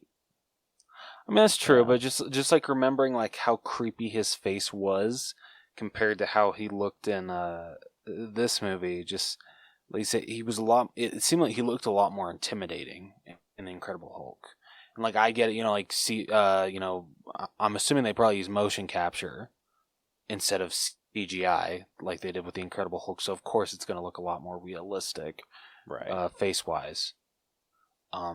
But I don't know. Just I expect the Abomination to be very intimidating, and I don't know, the way that he looked face wise wasn't that intimidating to me. Well, that's Which is kind what of I what hope they did do with Willem Hulk. Dafoe. Yeah. That's what I hope they do with What'd you Willem say, Dafoe Caleb? when they throw his. Yeah, I feel like that's kind of what happened with Hulk as time went on. His face became less and less intimidating. So I think yeah, I I can think agree that with might have that. just been what happened. I think what they might have done Probably. is done the face tracking on Tim Roth Yeah. just to make it look more like Tim Roth, because like that's exactly what they did with Mark Ruffalo. yeah, like they just made it look more like Mark. So maybe like this one, I would need like a still of his face, but maybe this one just ended up looking more like Tim. I'll be sure to take one when I go see it again, then I'll get arrested, but it'll be worth it. So I'll be sure to send it right before the handcuffs are put on. So we'll be good. We will be good. Rose is in the freaking grass, pissing himself with a taser in his ass cheek. It's like, send. Dude, don't threaten me with a good time. I'm just kidding. All right, moving on over to music. I think so. We're sitting at an 8 with this one, and I think Marvel does a really good job at keeping like really good scores. I think the reason so the only one, so Vic was at a 9, me and Rose were at an 8. And since we round, We said that one. yeah, since we round down usually, because it's technically we're at an 8.3, but we only do like the solid numbers. I think the music, what kept me from a 9 or even a 10 was the memorability. Yeah, I mean, it was epic when it needed to be epic. It was dark and mysterious, or like even sad when it needed to be, but just like no tracks really struck out to me. Yeah. So I think an 8's a pretty decent score for music, unless any other, like, you have any notes on the music, Vic? No, not really. I mean, I liked, I did like the scores, as well as like, when they did use, some actual songs. I think it worked. Yeah. I liked it. I mean, I think the music was pretty good. I think if there was anything that was going to bump me up to a 9, and it would take some convincing, it would be the Hotel California. Oh my god. Yeah, karaoke, yes. Hell yes. Dude, could Wong be any more epic? Dude. I don't think he can't. I don't know. I say that, but he's just gonna top everything in Multiverse of Madness. Oh my gosh. Dude, I freaking love that even though he did do a lot of like even though Shang-Chi did have a lot of personal development, he didn't have very much like maturity growth. Yeah. And when Wong's just like, okay, like, this is going to be like your life now, like, go home, get some rest, and he's just like, yeah. Or we could. Dude, like, I love that in each. Oh, sorry. No, you're good. Go ahead. Oh no, I was gonna say I love how in like each movie Wong's hair is just getting longer and longer. I think that's really funny. It's a nice attention to detail. Yeah. Dude, I think it's so funny how, like, I love those moments. It's just like, yeah. But, or like, just those situations, like how with this one, they're just like, yeah. Or, we could like, do this. Like, nothing good ever comes, like, when you hear that in real life. It's so true. Yeah. So true. Like, I feel like I've heard that, like, a ton from you. It's just like, you know what? That's not a very good idea. Yeah, I know. But... Hear me out. Hear me out. That's also a phrase you don't want to hear your friends say. No, you did not. Oh, jeez. Yeah. All right. So, like I said, music's sitting at an 8. Moving on over to costumes. We would have been a 9, but Vic decided to be an asshole, and so we're at a 9.25. Oh shit. Yeah. So, like I said, we round down, so costumes is sitting at a 9. Any comments on the costumes? They were bitching. Yeah, no, the costumes are really cool. I think it definitely looks a lot like the more modern costumes that we see him in the comics. So whenever I'm looking at these comic movies, I'm looking to see how close to, the inspiration they're pulling from. I like to see how close they get to that. I think they did a really great job. So. Yeah, I agree. Not too much to say about the costumes. I thought they worked out really well. I really, really liked Shang-Chi's final costume. Oh, yeah. Yeah. Freaking badass. Yeah, super badass. I think one thing I pointed out, like, that was missing from his costumes when we first got the promo images was Shang-Chi is famous for having the arm bracers. And that was like the one thing that he was lacking in all of those behind the scenes photos. And so when at the very end when he has them, like, was so cool. It was so cool to see him have those.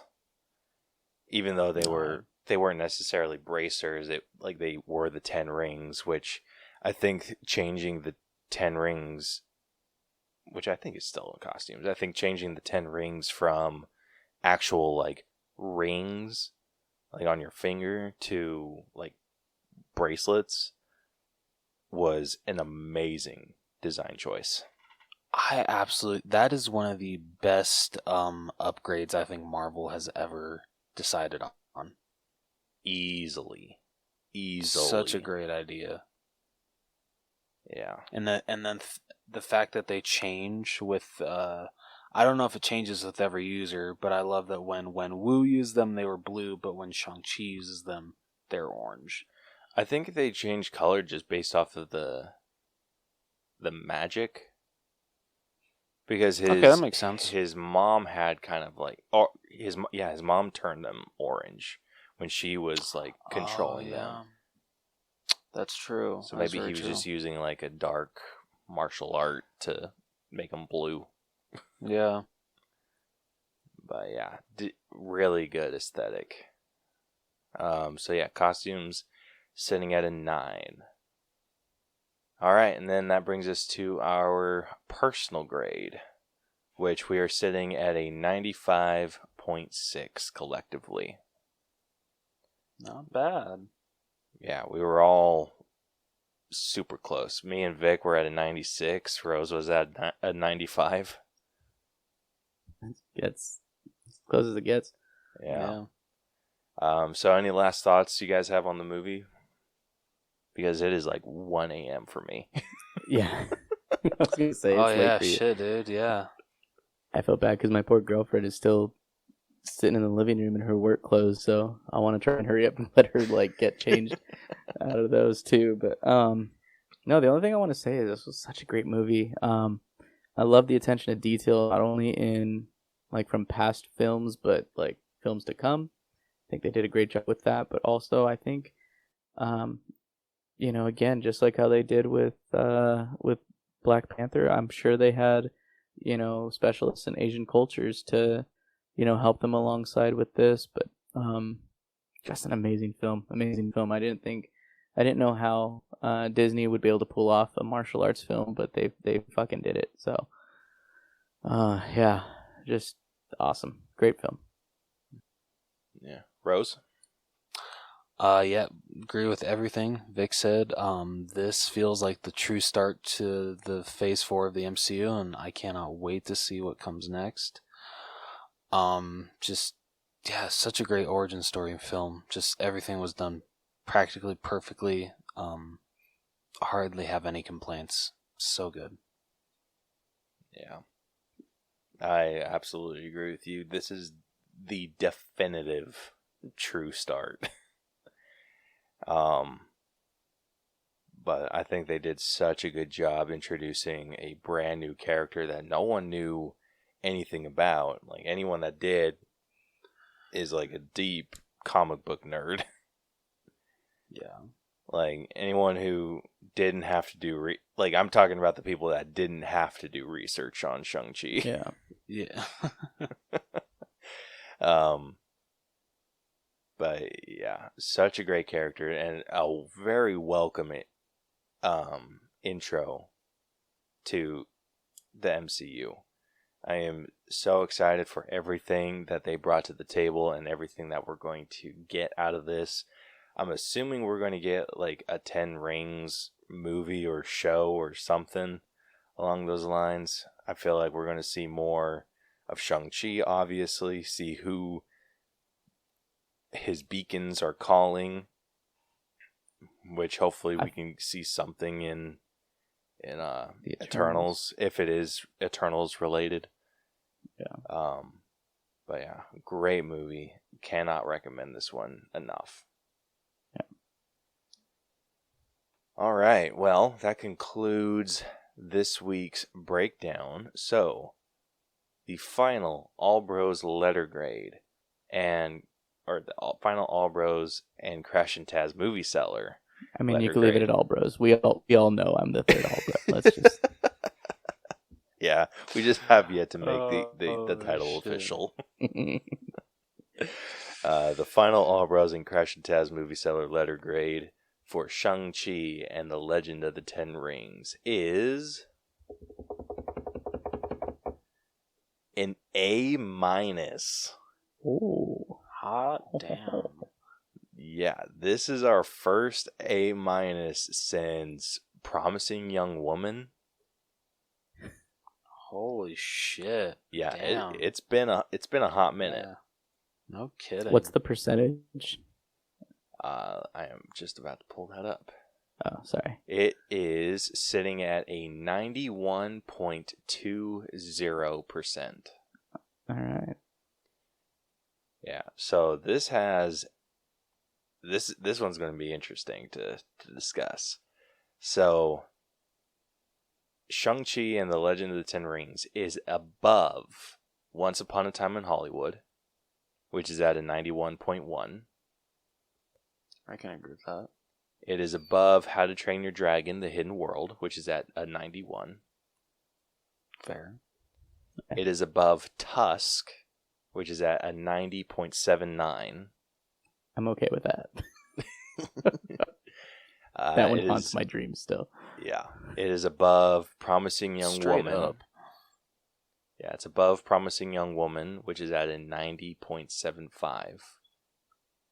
And it is above Little Women, which is at a 90.61.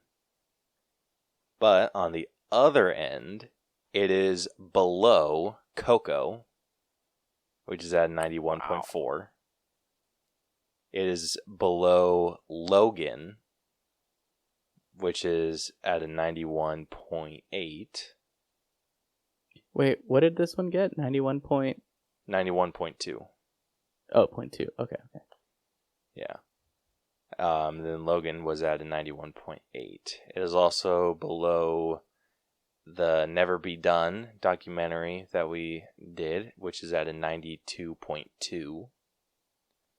It is below A Beautiful Day in the Neighborhood, which is at a 92.3 or 0.31.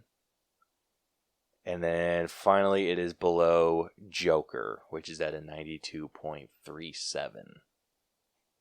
All right. Yeah, so I think it has a very decent home. Yeah.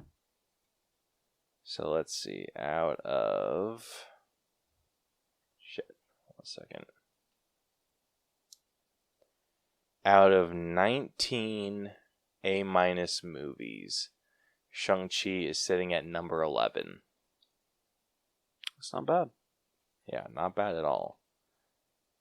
Like, I feel like, let's see, it's just like barely missing. Actually, is it hitting top 20? I feel like it's hitting top 20. Ooh, actually, it's in the top 15. Oh, hell yeah. Yeah, it's out of like all of our movies, it is sitting at number 14. Not too shabby at all. Yeah. So, I think it definitely has a decent home. Oh, yeah, absolutely. But, yeah. So that concludes this week's breakdown. Vic, would you like to tell everyone where they can find you and what you do? Yeah, you guys can catch me on Crash and Taz's Movie Cellar. We do basically the same thing. We're just a little more raunchy about it. Not as organized.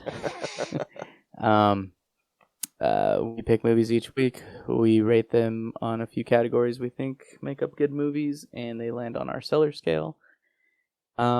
We actually, the same day that this one is airing or publishing, we have our 125th episode where we're actually going to be rating School of Rock. Oh, hell yeah. Hell yeah. We'll be rating that one, and check us out. We're also on Instagram. It's Crash and Taz Movie Cellar. It's Crash, the letter N, Taz Movie Cellar with underscores in between each word. And we're also on TikTok, Crash Taz 1, and every now and then I'll put little videos and stuff on there. So, yeah. Nice. Caleb, we need to make a TikTok. I'm just Yeah. saying. I'm down. Might as well. Okay, cool. Dope. Alrighty. Well, if you like this episode and want to hear more of our stuff, be sure to follow and subscribe to us wherever you listen to podcasts. We still should continue to be everywhere you can find podcasts. You can also catch all of our episodes on YouTube. Be sure to follow us on social media. We are on Facebook, Twitter, and Instagram. Just search out the All Bros if you want to hit us up with an episode idea, want to answer our question of the week, or if you want to join us for an episode. We would love to have anyone on. Be sure to, you can also email us if you would like or prefer at theallbroschannel@gmail.com, or you can go to our website where you can find links to everything that we do and message us if you so choose. tinyurl.com/theallbros. Yeah. So next week, we will be breaking down the Amazon, I think it's an Amazon original. It's on Amazon. The movie Our Friend. Yeah, I can't remember if that's an original or not. Yeah, I want to say it's an original, but don't quote me on that. But it's on Amazon if you guys want to go check it out before next week. But until then, this has been the All Bros Podcast. I'm Caleb. And I'm Jonathan. And I'm for Vic. our unofficial third host.